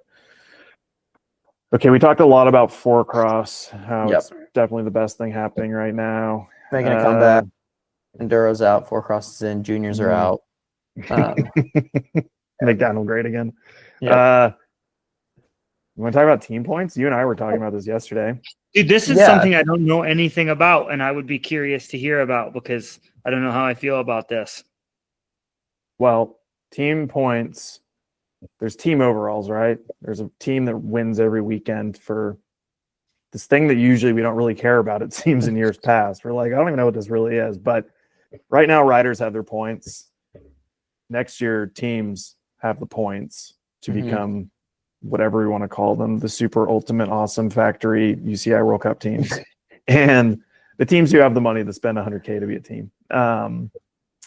But it's more important now than it once was to be in that top 15. And I think when we were talking about it yesterday, Tanner, I just was thinking how it's interesting that that's how, to be a World Cup racer, you have to be on one of these teams moving forward. But these teams currently, to get their points, can have as many racers as they want. So, like, you can comments on up to 10.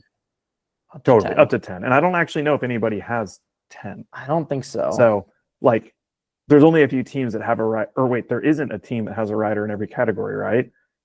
Yeah, I think Lesors was one of them, but it could be the only one.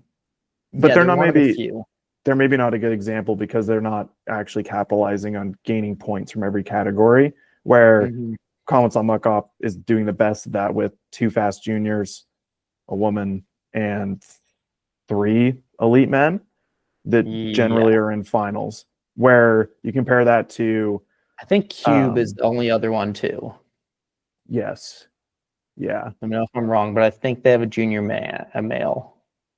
I guess the point being, like, you compare that to like Specialized, that's 4 riders, and if you just have a team of 6 riders, the potential to get more points is there, and there's no like limit on. Yes, there's a 10-person limit, but there's not like okay, you can have 1 rider per category, or you can have 2 riders per category, or whatever that might be. Like, you can just have a bunch of riders, and it is a situation that's unique to this year with the transition of how the points are going to carry moving forward. But it is an interesting one. I know I downloaded the team, like I can pull it up real quick, what the actual team rankings are. I thought it was interesting because, we talked about, the riders carried the points last year, so they kind of had the upper hand or whatever. But like going into next year, if you have contract year this year and you're you're scoring some points, but like you're not a top dude, you might not have as much bargaining power as you did last year. And like the economics of the sport are changing a bit in that sense, where like having a team might actually be profitable now versus like before it was just an expense. Mm-hmm. And it was like a means to an end of like a means to, having a career within the sport of like a manager or whatever. But like now it's like, if you're limiting just supply and demand, like you're limiting the supply of teams, and you have so many riders that are going to be demanding a team because they can't race otherwise. Yeah.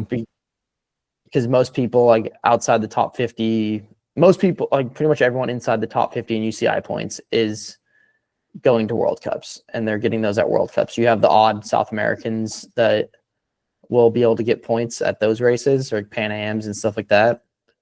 But yeah, like it's gonna be real hard to not be on a team and race a World Cup. Mm-hmm. It makes, as we get into the back half of the season, makes it real interesting to see what those teams are, because it's almost like this year in a lot of ways can kind of dictate the next couple years with what teams even exist. Obviously there's still wild cards. Like right now, currently outside the top 15 is you have Trek Factory Racing is in 15th, Continental Atherton, Intense Factory Racing, Giant Factory Racing, Scott Factory. Like there's a bunch of other teams as well, but like those are factory, those bike brands, their teams. Like, is Scott going to be a wild card next year? And they haven't, like, I think you were pointing out, like UCI hasn't like held true to necessarily being real strict with how many teams there are each round. And regardless, how the negotiations work out will be interesting with riders. Like obviously riders are going to have the weight of like, you need points to continue being a team, and I can provide you X amount, but also teams have the ability to be a lot more nitpicky with who they want, And then like we were talking about it is like Reece's team. They're getting all their points from elite women. Literally every point that they've gotten this year has been from elite women. And you have them, you have like Frameworks as elite women and juniors, like where they're getting their points from. And then you have to be like, teams are going to be maybe more like smarter with where they're putting their money, in that sense of like, hey, maybe we should have like an elite or a junior woman. And then that's like where the question goes is like, if so many teams invest in these like juniors, say you have 10 juniors on factory teams in each category, you have 20 juniors on factory teams, they're taken away from, I don't know, and then you have those 10 juniors, obviously out of that, you only have 5 in each category that are really doing any damage points wise. So it's just like a weird, like where are the rides going to be? Yeah, that is. I mean, looking at Val di Sole, Canyon was first. They have Ali Osgard, so they had a junior. Commensal was second. They had both the Allrin twins. And then after that, it isn't until you get to 6th place Cube. They have Rosa Earl, so they have a junior. And then after that, it isn't until you get down to 11th Yeti with Tyler Wade and John T. Williams. So there actually is not, at least for this round in particular, juniors aren't helping out. They're helping out the teams that have them, of course. Yeah. But it is kind of showing that, like, is there really a point to having them necessarily? And I know the more you're like, you're probably gonna get stickers made pretty soon, like no juniors 2026. But the more we've talked about it, like we were talking the other day, the going to a secondary category, which is maybe what continental racing becomes, but where you allow riders to not just be aging out, but pointing out of a category before they go into elite would be seems like it makes a lot of sense without like right now it's kind of, I don't know, it puts teams in a weird spot maybe to like need to be finding the up and coming talent and securing it while they can. But then like you're saying, taking the spot of somebody else who maybe deserves to be in a World Cup team right then, and in those 2 years that junior develops, like that person might have lost their opportunity. Person. Well, there's like, I think Thomas's stack got hurt, but like someone like him, he's on Goodman Santa Cruz. Obviously, like he's probably getting some sort of paycheck to an extent, but it's like I think he's someone who should be on a factory team, has podiums, is capable of podiums, but like he unfortunately is not on a factory team. And like I mean, dude, looking at Val di Sole, Rogue Racing is in 3rd place. So that's Thibaut, Simon. Oh my god, I can't pronounce his last name. Chapelete,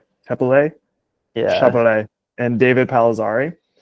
If you were to take those 3 dudes, you could get rid of the Allrin twins and Ali Osgard on the 2 teams above and put them on there. I'm just like, and I don't think that is what should happen, but like, there's a pretty good example of the interchangeability if this was just like elite teams, and then you had I don't even know what you had the 250 class, you know? or like MX2, you age out of MX2, but also you can like points out of it as well. Or like U23 XC, like if you had something where it was like it did have an age limit to it, but also like if you did win 2 titles, you're points out. Like, or like you win a certain amount of times, like you win 6 races, like you're pointing out of the U23 class. So that, or something like where it made sense to like, you're obviously ready to be in the elite class and you should be in the elite class. It's not like a hard cutoff on I don't know, like that's where it gets complicated, but there needs to be a way for like we were talking about Amory and how he didn't start winning till later on, like when he was like 25 or whatever. And like Dak, like didn't even start racing until you were in your 20s, and so like, and Aaron and all of them. But like right now, there is almost no way that you're going to get on a factory team coming through, like starting racing when you're 18 or 19.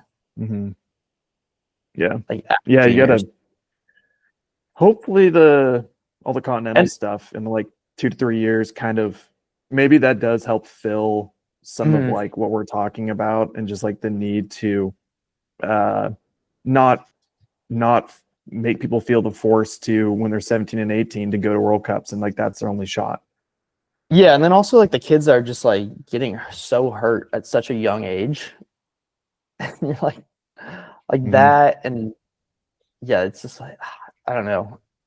I just kind of feel, and then like we talked about before was the like kids in Tennessee that are like all in on World Cup racing. And it's like, your kid's getting 5th at a national round. Like he's not going to be on a World Cup team. Like, I'm sorry. Like Tanner's out here just squashing dreams. I mean, get out of here, maggot. You ain't going nowhere. But I did it, so maybe it's possible. I mean, I got no results to my name except for one, and like reigning champ. It was it's like should I have been racing World Cups? Probably not. Like, let's be real. So I was at my first World Cup on a spray painted bike. So hey, the good old days. We had a hell of a time. Yeah, we did. No, I hear you. I'm real hopeful that in the coming years there's going to be, we're just looking at the US even with Monster Pro Downhill Series. I think that can really come into something that like gives people the opportunity to like have that competition and get their feet wet. And if it makes sense to go to World Cups, it'll make sense. That's what that's been my take all along too. You know, like that cream's always rising. So I think there should be like a futures sort of thing where like it's not every round that juniors are racing. Because like, to be honest, like, okay, everyone's like, but the juniors is the best racing. Okay, tell me who finished 5th place in juniors. Like, it's the top 5. Let me scroll down real quick. Ollie Clark finished last week, but it was like, it's literally there's 5 juniors that you want to watch, maybe 6, because you can add Jaunty in there as well. Williamson, not Neethling, but shout out to Jaunty Neethling. Anyways, because he's sick on a bike.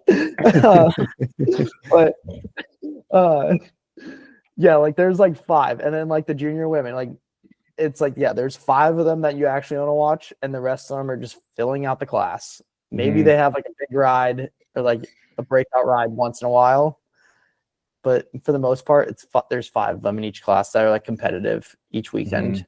And sometimes even those, like, there's 3 of them that are really competitive every weekend. 4 with Tyler Waite, I guess, the Allrins, Asa, and Tyler Waite. And then there's like the other person kind of interchanges every weekend. Because it has been those 4 that have been like in the top 5 almost every weekend. For sure. No, I mean, I think seeing how Continental Feeder Series, that stuff plays out will be interesting. And going to next year, kind of, we started talking about teams, just what teams decide to do. If they're going to continue with juniors and like, I mean, I think we're still in the era of what we were in, where like you got to go to World Cups to prove yourself, and having a junior class on one hand does actually give that more opportunity to people versus like when there wasn't a junior category, which is, there's pros and cons, but I know. I think who knows? Having a U23, a U23 or U21 category would, like, the problem with the juniors is the 16-year-old kids in Europe is a whole deal. And then the parents got to travel and it's too much. And the teams aren't prepared to babysit, like, let's call it babysit, but really help a young human develop. Like, we need the kids that are 18 to 21 to have a category, right? But the problem with that is there's kids like Asa and Max that are like, Asa was 3rd on the day and 5th overall fastest time of the day. So it's like a bit of a lopsided thing. It's like, okay, if he could class, if it was U21, but yeah, you win 2 titles, you win an overall, you're an elite, dude. Like, this is just how it should be. You're a first year junior at 18 years old or 17 years old, and you 16 years old, and you win the class, you're on. Because it's just the teams are not capable of the thing that no one thinks about is how, like, most 16-year-old kids can have a hard time cooking cereal. Like, dude, it's like they're a lot to take care of. How do you like to cook your cereal? Yeah, exactly. Like, oatmeal, dude, is how I cook mine. Thank you. But it's like, dude, in Europe 2 years ago or 3 years ago, dude, struggling. Pinky now. Pinky's an elite. Pinky hungry. In Europe. No, it's like, he's I'm just kidding. But it's like, it is a lot to take care of a young kid racing as a job overseas without their parents, for a lot of these race teams. Yep. So I think it'd be sick to see a U21 category and you win 2 titles, you're out or whatever, 250. They're U21. And I would also like to see some points for LCQ. All right. Like, I got no points. What is this? Now we're getting into the real nitty gritty. I got no points. But also with that is like, if you kind of like got like evolved the junior class into like a U21, U23 thing, you would have possibly less riders on track, more practice time. Like, Needles said this in like the practice time thing, but I don't know if he didn't really say anything about it, like having a second class, but I think there should be a second class. But it should be like you're putting so much on these like juniors as like a show, where like you have these riders that are faster than the 4th or 5th and beyond in juniors that are 19 that are getting nothing out of, like, because it's their first year in elite and they're not qualifying, but they would be qualifying in juniors still. And they like just need a little bit more time to build. That's it, dude. 26-inch wheel class. They got to race 26-inch wheels. Half the brake power. 160 bikes. It's like, here we go. Yeah, like you have to race production class. Production class. Yeah, here we go. Maybe give them a 27.5 front wheel. Slow them down a little bit. Yeah, the OG mullet. Tiny mullet. 26, 24. Big hit, baby. A modest mullet. No, I do think this is a great idea, though. Like, I don't know how you... Man. I don't know how you... I wish I could have raced U23 for like a year or whatever when... Dude, like, for sure. You probably would have raced a lot longer.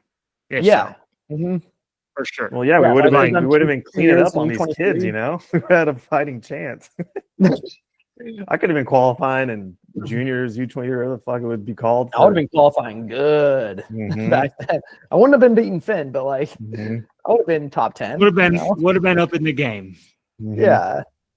Yeah, it's or you'd see like a kid right now, like mid-pack Medcalf, like not really has developed as an elite. They're still like punching it, trying to make it happen over here. He's over here riding, he's doing it. They're trying to help him make the jump. But the reality is, like, it's hard. There's no place jump for him right now. And he's a good bike rider. And he was one of the top dudes in junior. And it's a hard jump to make. Even like a Dante Silva won a junior World Cup, has like gotten good elite finishes, but like, you know, he just needs a bit more time. And like I think would have benefited. Now I think next year he might be 23, but yeah. I feel like what we're saying is they just got to make Continental Series a secondary class at the World Cups that are already happening instead of trying to make a whole new thing. I mean, granted, that does take away from like giving people in different parts of the world options. Yeah. And to me, that's like, that should be its own national conversation, like national series conversation. But yeah, I do like how this conversation's played out. Some good ideas. Yeah. Too bad they'll never happen. We better get through the results. We got to get Tanner to a World Cup so all these parents can come try to fight him though for saying their kid shouldn't be there. I'm like a walk-in war story over here. We're gonna get you like that meme of like I've been laying sitting in a hospital in Europe by myself, no parents. Back in my day. Yep. Yeah. Now we're gonna get you at the bottom, sitting at a table with like a sign that's like, "Tell me why your kid should be racing today." Yeah, I'll tell you why they should be so fast. Yeah. You know, I did it the hard way. I finished college, still paying for college. You know, same.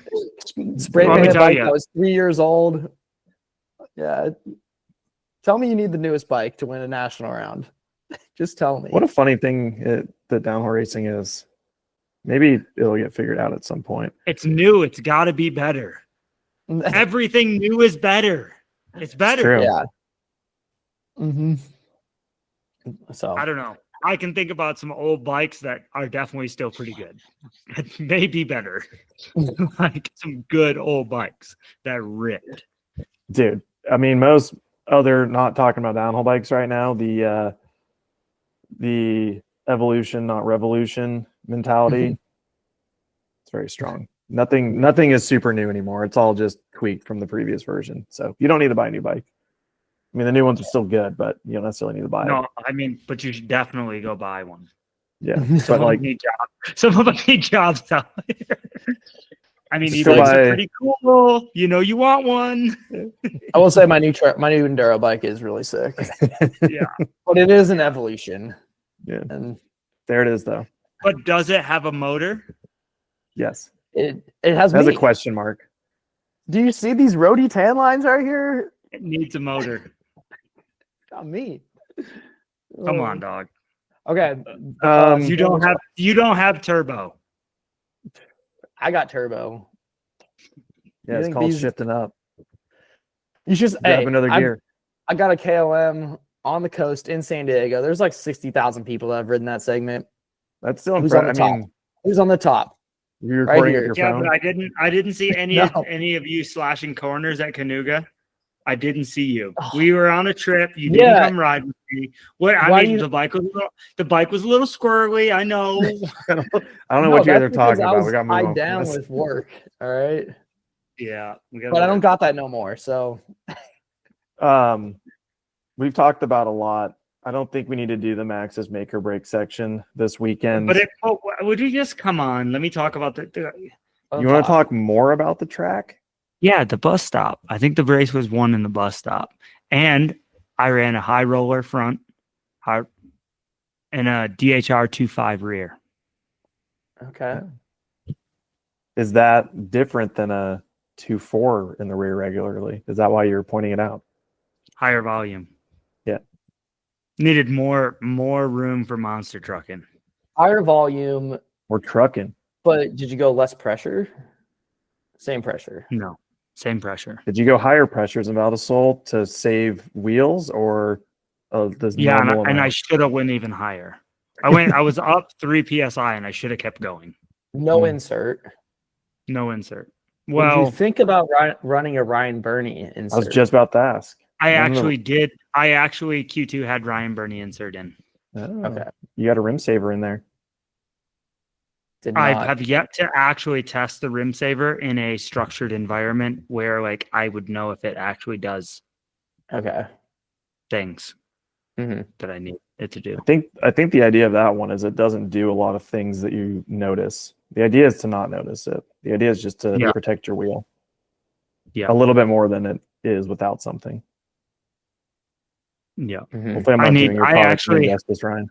No, Ryan. I should have tried them in Schladming. I'm sorry, Ryan. It might have been a different. Thank you, Ryan. I need more time to test, Ryan. Yeah. All right. Well, one thing with Maxxis tires then was the in Troy's vlog, Mono went around and interviewed the mechanics of like what tires they were running, and they were all kind of on different setups, which I think just shows how much comfort and like familiarity on a track like Val di Sole where it's changing is probably the most important. I mean, Troy was running, I think, DHR2's front and rear, which is like his kind of go-to for just like base. And I think Marin was Asguy DHR, and then everybody else was front and rear. Jackson on the Proto. Was he on the Proto one? It's like the new DH is like a DHF2 or whatever. I think so. Yeah. Proto. That's interesting. It's a Proto. It's actually a Proto. It's a Proto. It's Proto. Try to attach a name to it. It's Proto. Yeah, he might have been on high rollers actually in his race. It's definitely a very high roller looking track. Or high roller front, it looks like. Yeah. DHR2 Whenever it's deep, rear. that tire. I think he was digs. Dak had high roller front, DHR2 rear.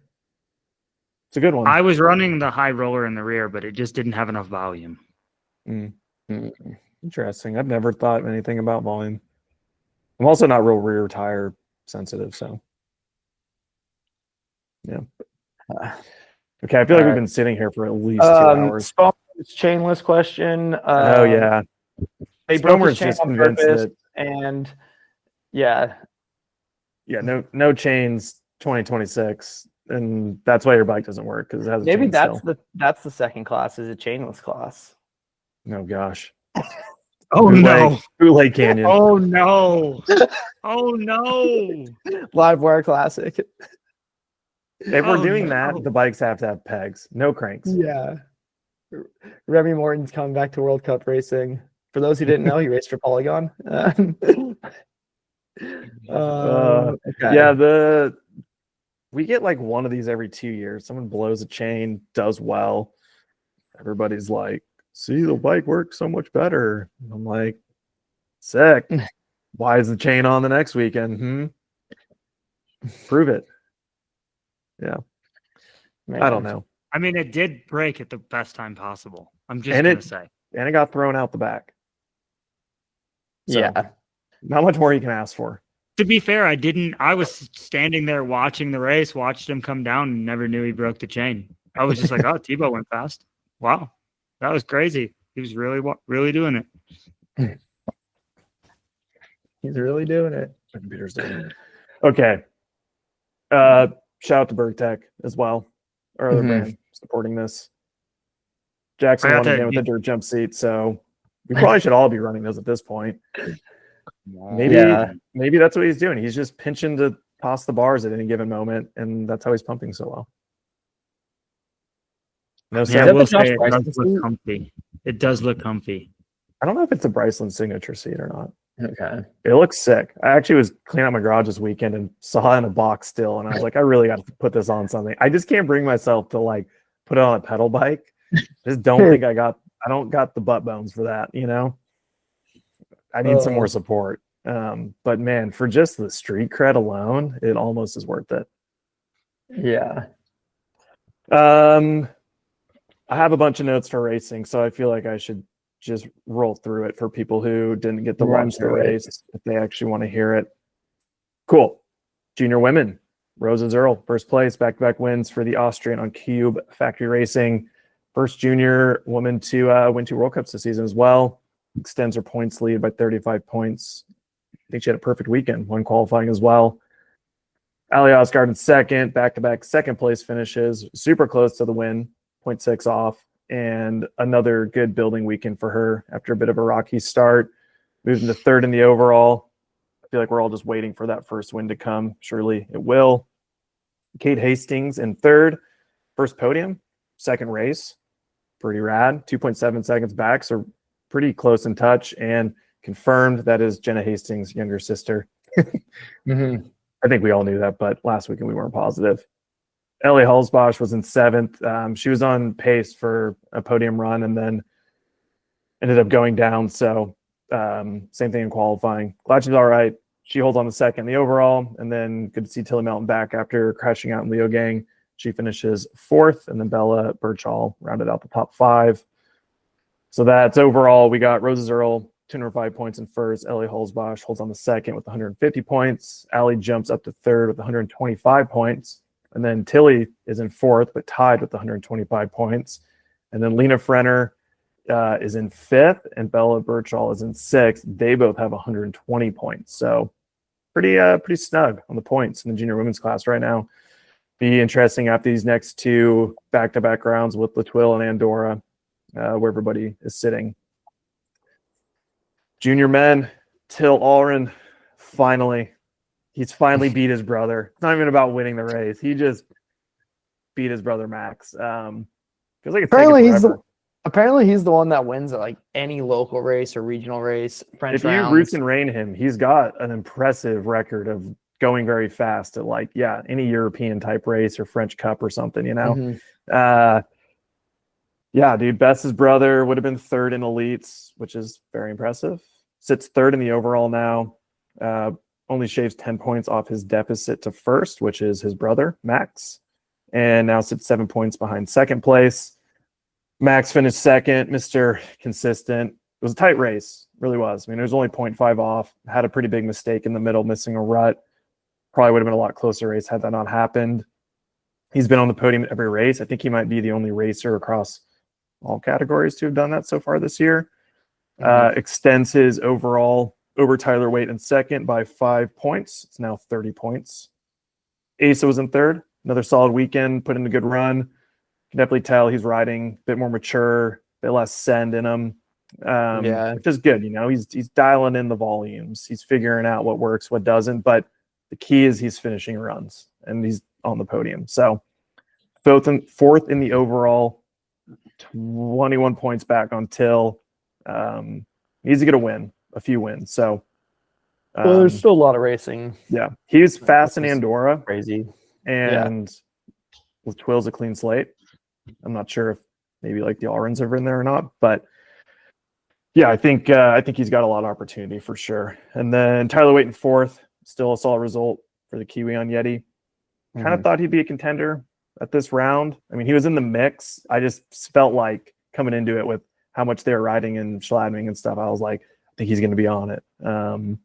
So yeah, after that, there's a big gap between fourth and the rest of the field, over 5 seconds. Going back to fifth. But Tyler Waite's been so consistent, just for sure. I mean, he's second in the overall, you know? Yeah. Kind of just like waiting for his. I feel like there's a win. We're just waiting for it. Just wait. Yeah. Is Tyler waiting for this? Tyler waiting for it. I'm sure he is as well. Elite women. Maureen Cabarrou ends Gracie Hemstreet's win streak, gets her first win of the season and first win on Canyon. She's always fast. Podium of the season too. Oh, yes.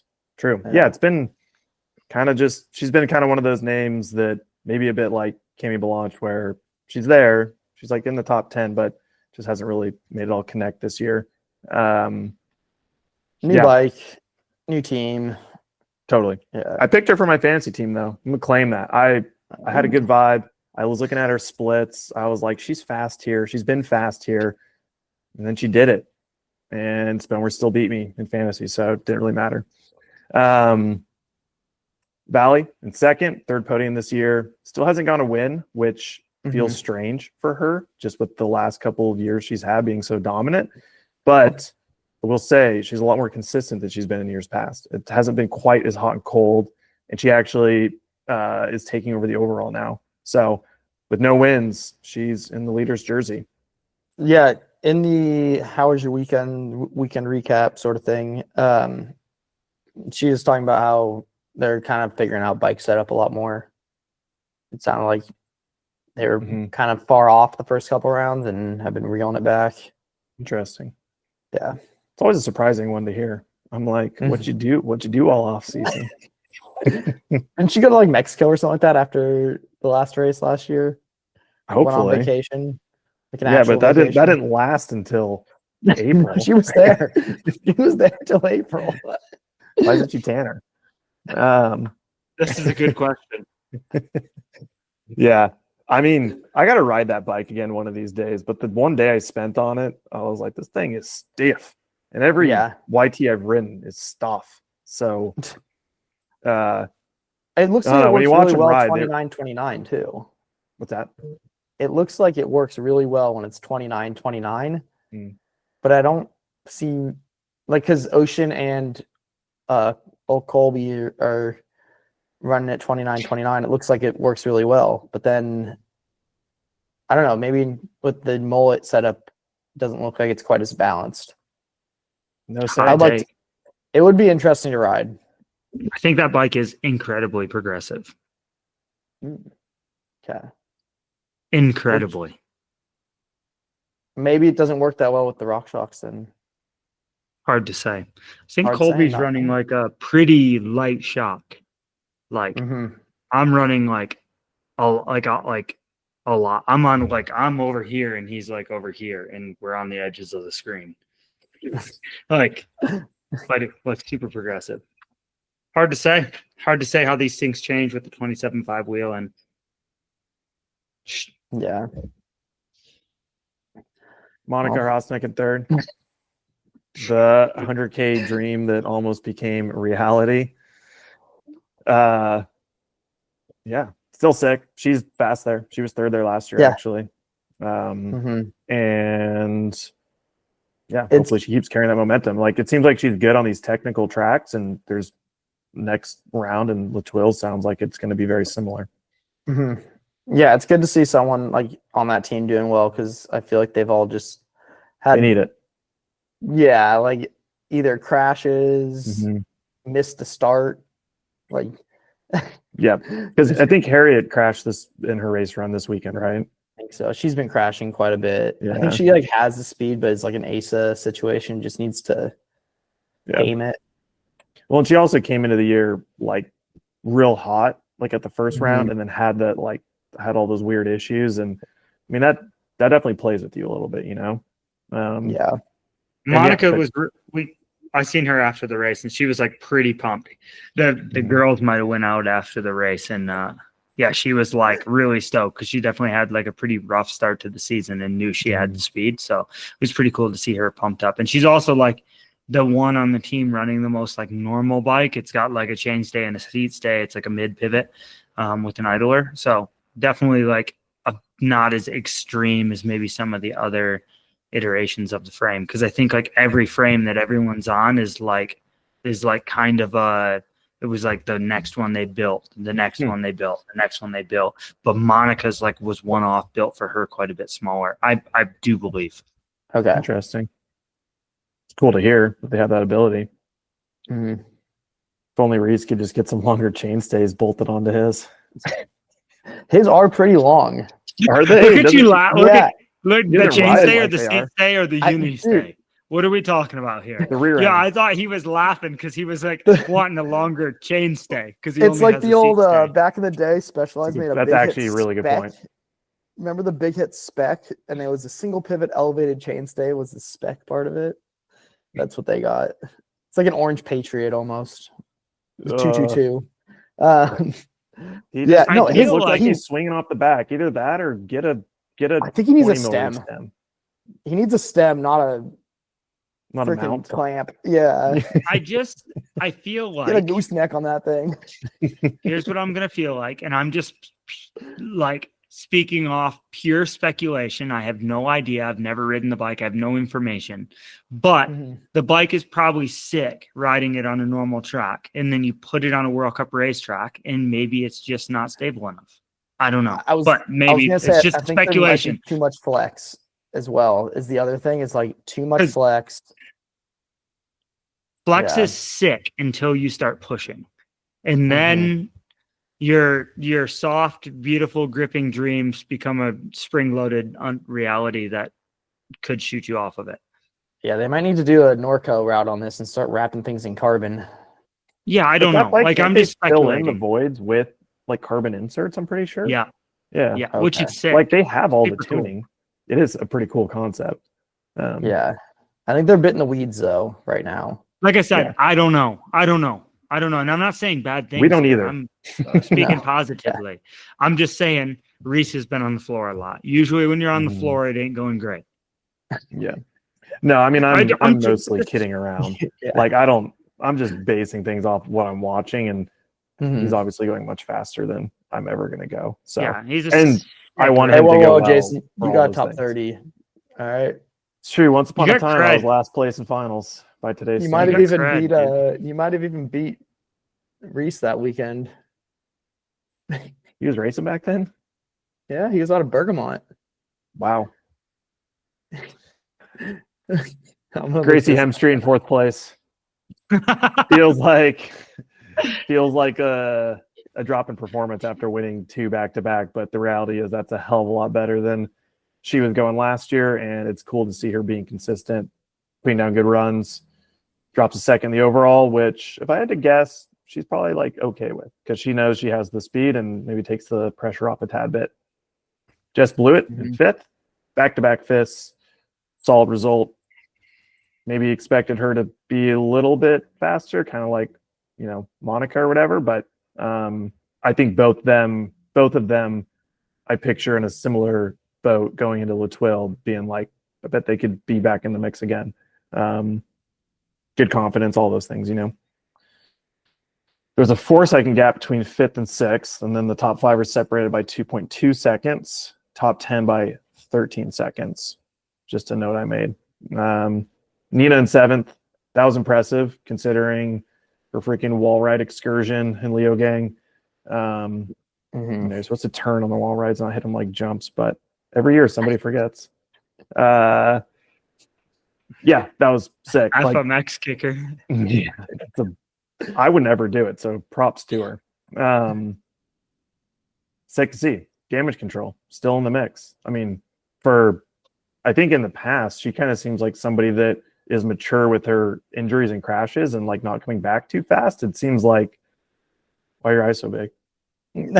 She comes back, but she's somebody who there's like a long period of I'm still getting back into the flow, whether it's mental space or she isn't pushing or whatever it is. I was surprised to be oh, she's well, she said she sending it didn't on get track. injured. I mean, she was last just banged weekend. up, but that's Yeah. still scary, She has the biggest hematoma on her low back. It's swollen up. It's Her real. lower back. That real sounds gnarly. so Yeah. rough. I know. Yeah. Imagine that being jiggly. Going I know, that's down what I was the just track. going to say. I'm you gotta almost strap it down somehow. Yeah, they Kidney were. belt. Yeah, kidney belt. Get the kidney belt out. Make kidney belts great again. Kidney belts and shorts. Where are we at? Shin pads. All right. Tawny, a bit of a what could have been. She had fast upper splits and then had a weird mistake. Just kind of was wondering what was in the bushes and rode off the track. I didn't listen to her win interview. Is there any insight into that? Or just a weird one? No, just mainly about how rough of a weekend it was. I guess she had some crashes and yeah. So I think she had a crash the morning of finals as well. Tough. Yeah. Okay, last note. Miriam, she misses another round. She was sick in Leo Gang, and then she had, it sounds like, a pretty big crash in Leo Gang, and then coming to this weekend just wasn't fully on it or up to race. So that's a bummer. Her overall hopes are definitely gone probably at this point, but just hopeful she gets back sooner than not. I think she has the pace again, so I want to see her in the mix. Overall, we got Valley takes over the lead with 874 points. Gracie is in second, 49 points back with 825 points. Tawny drops from second to third with 672 points. Anna remains in fourth, despite not racing, 592 points. And then Marin jumps from sixth to fifth with 567 points. Moving on to men. Jackson goes 3 for 3. The man on fire. 2.4 seconds up. Takes for the leader's jersey finally. Yeah, man. He's pushing the sport. He's got a unique style. We already talked about all of that. I think people are definitely looking at him, questioning their own setups, and light on the bike, but aggressive. It's rad to see. Dax over there, like questioning their own setups, and Dax. That's like he's like, make it softer, make it softer. More sag, more sag. Troy in second. That was really rad. I feel like I'm just always stoked when Troy does. Yeah, that. He seems so like appreciative of those moments. It seemed that way.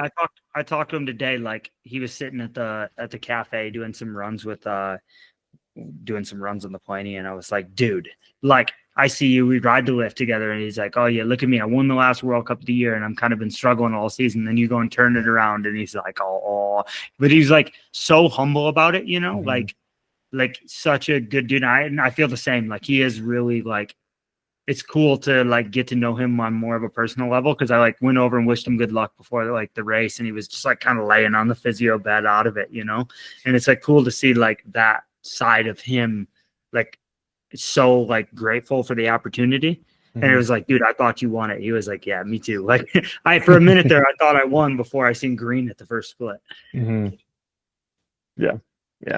No, he's been doing it for a while. I think he said this year he'll hit 100 World Cups.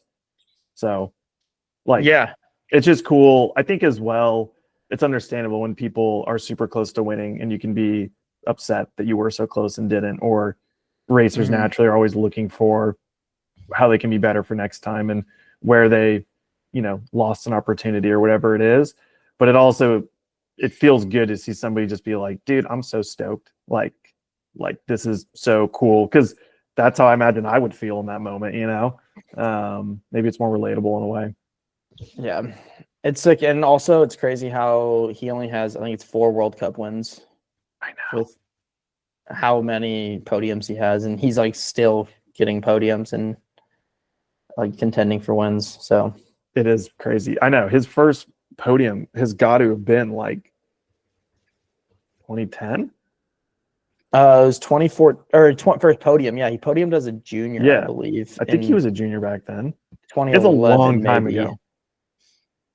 10 plus, 12 plus. Because he won world champs as a junior both years. What years were those? What years was he? 10 and 11. Okay. Montsan and Champery. Yeah. So he's got a good track record at Champery. So, could be going back. That would be nuts. Yeah. In 2011, Val di Sole, 4th place as a junior in the. Well, that doesn't count now. That's 4th place. Do we need a junior class? Troy Brosnan did it. You're like, we've been proving this for years. What are we doing? Oh gosh. All right, Tebow was in 3rd place. Chainless, as we talked about. Wild run, as you'd expect. His best result since winning in Andorra back in 23.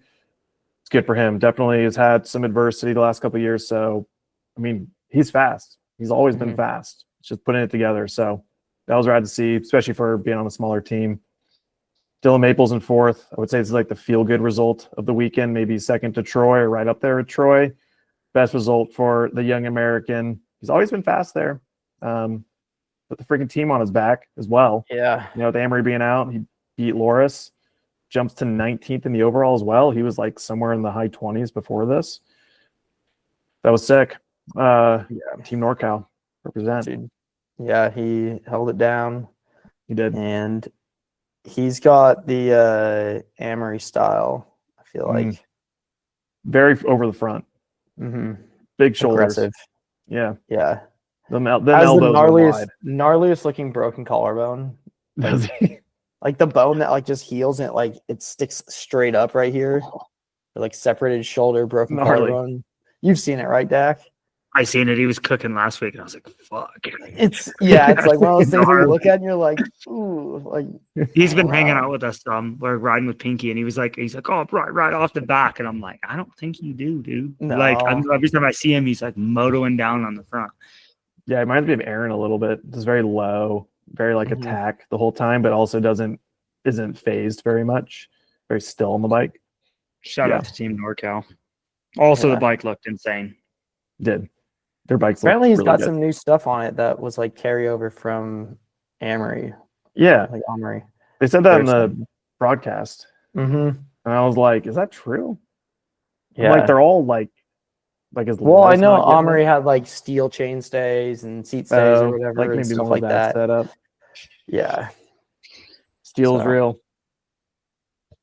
Yeah, because I'm like, I don't think they'd be just putting black box stuff on his bike all of a sudden without like transformation. Or like, why would you want that? I mean, I guess maybe you could say the same thing about changing your chain stays, but like, I would just be running what I've been running at that point, you know. Anyways. Yeah. Loris in fifth. Best result this year, which is surprising. I think it's taken him maybe a bit more time to get to speed on the common sol. Somehow he's still third in the overall, which is just like the French trick or something, you know? Like, Dude, but I steady cruise in the top tens. Well, my note is like it's just showing how when you consistently get points in Q1, it can pay off. So in Ludenville, he finished 7th in finals, but was 6th overall in the weekend. Leo Gang, he finished 15th in finals, but was 8th overall in the weekend because he qualified first. Yeah. So that's why, even though this is like his first or his best result of the year, he's been consistently top 10. And then with some other people being a bit more hot and cold, it's paying off for him. Loic, 6th place, 3rd in Q1. So maybe felt like there was a bit more potential in finals. Didn't really come through.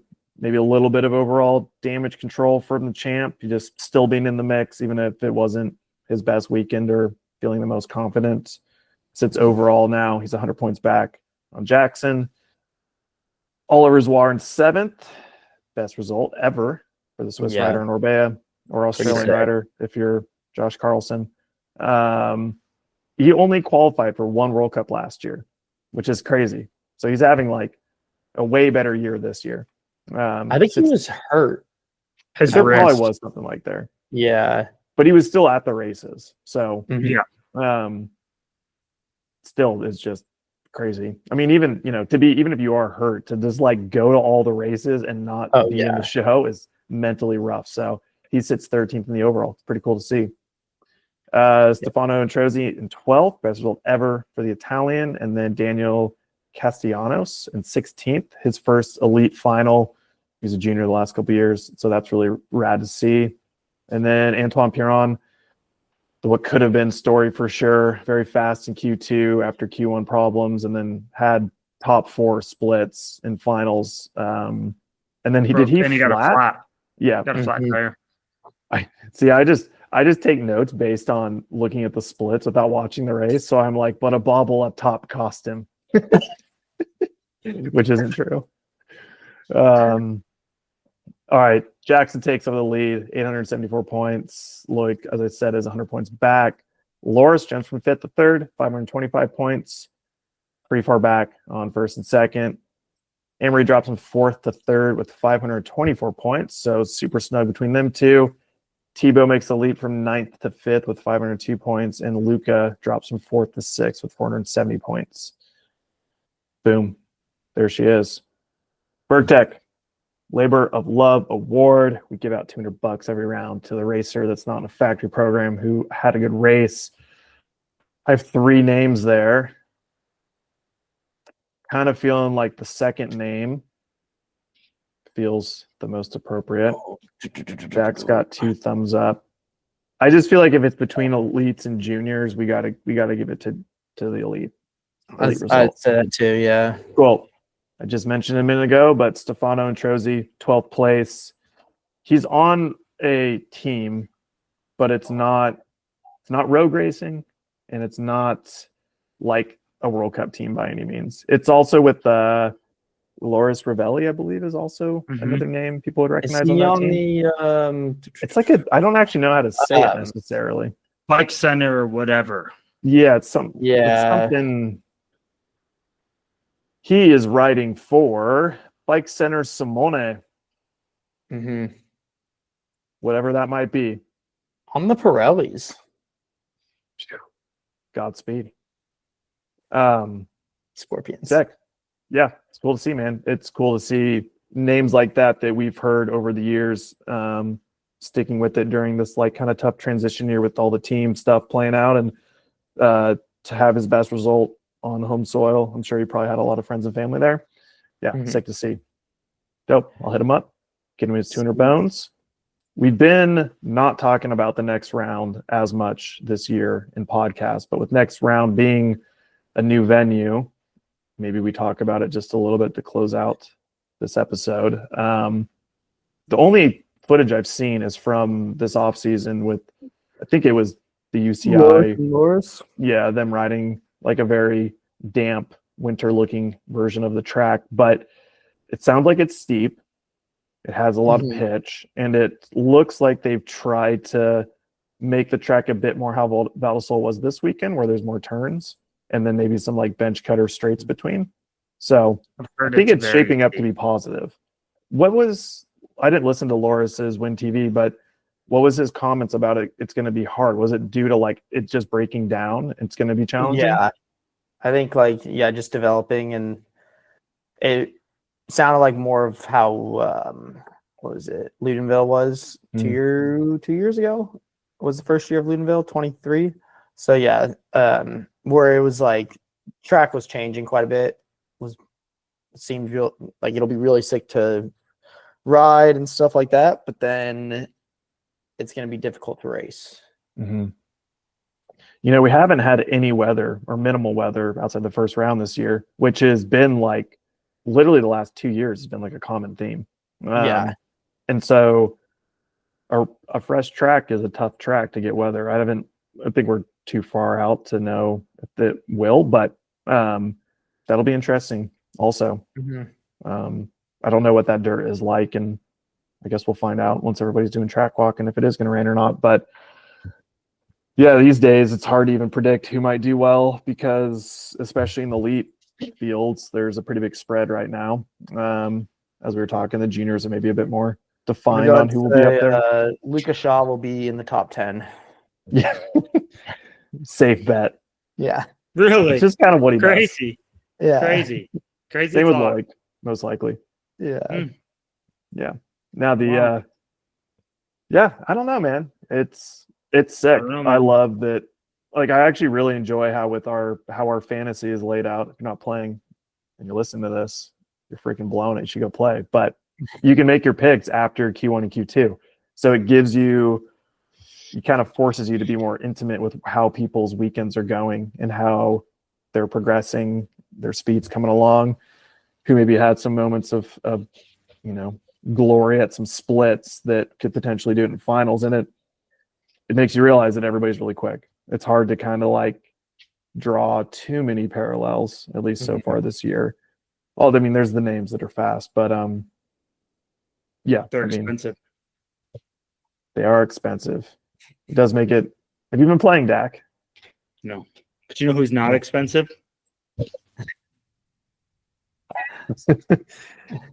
Mr. Kubota. It's my hot take on fantasy. I'm not the best, but I am in 34th place, so I'm doing some stuff right. But pick your juniors cheap, because you can't get as many points in the junior class. So I just pick the cheapest riders I can that might get at least some points. And then there's more points to be paid out in elite men's, but there's also more competition in the elite women's. So it's a balance of how much is a Monica Rosnick or a Cami Blanche going to cost you. But if they get 10th, you might be better off going with somebody in the elite men's that can get a 12th that might cost the same amount. So it's definitely a balance.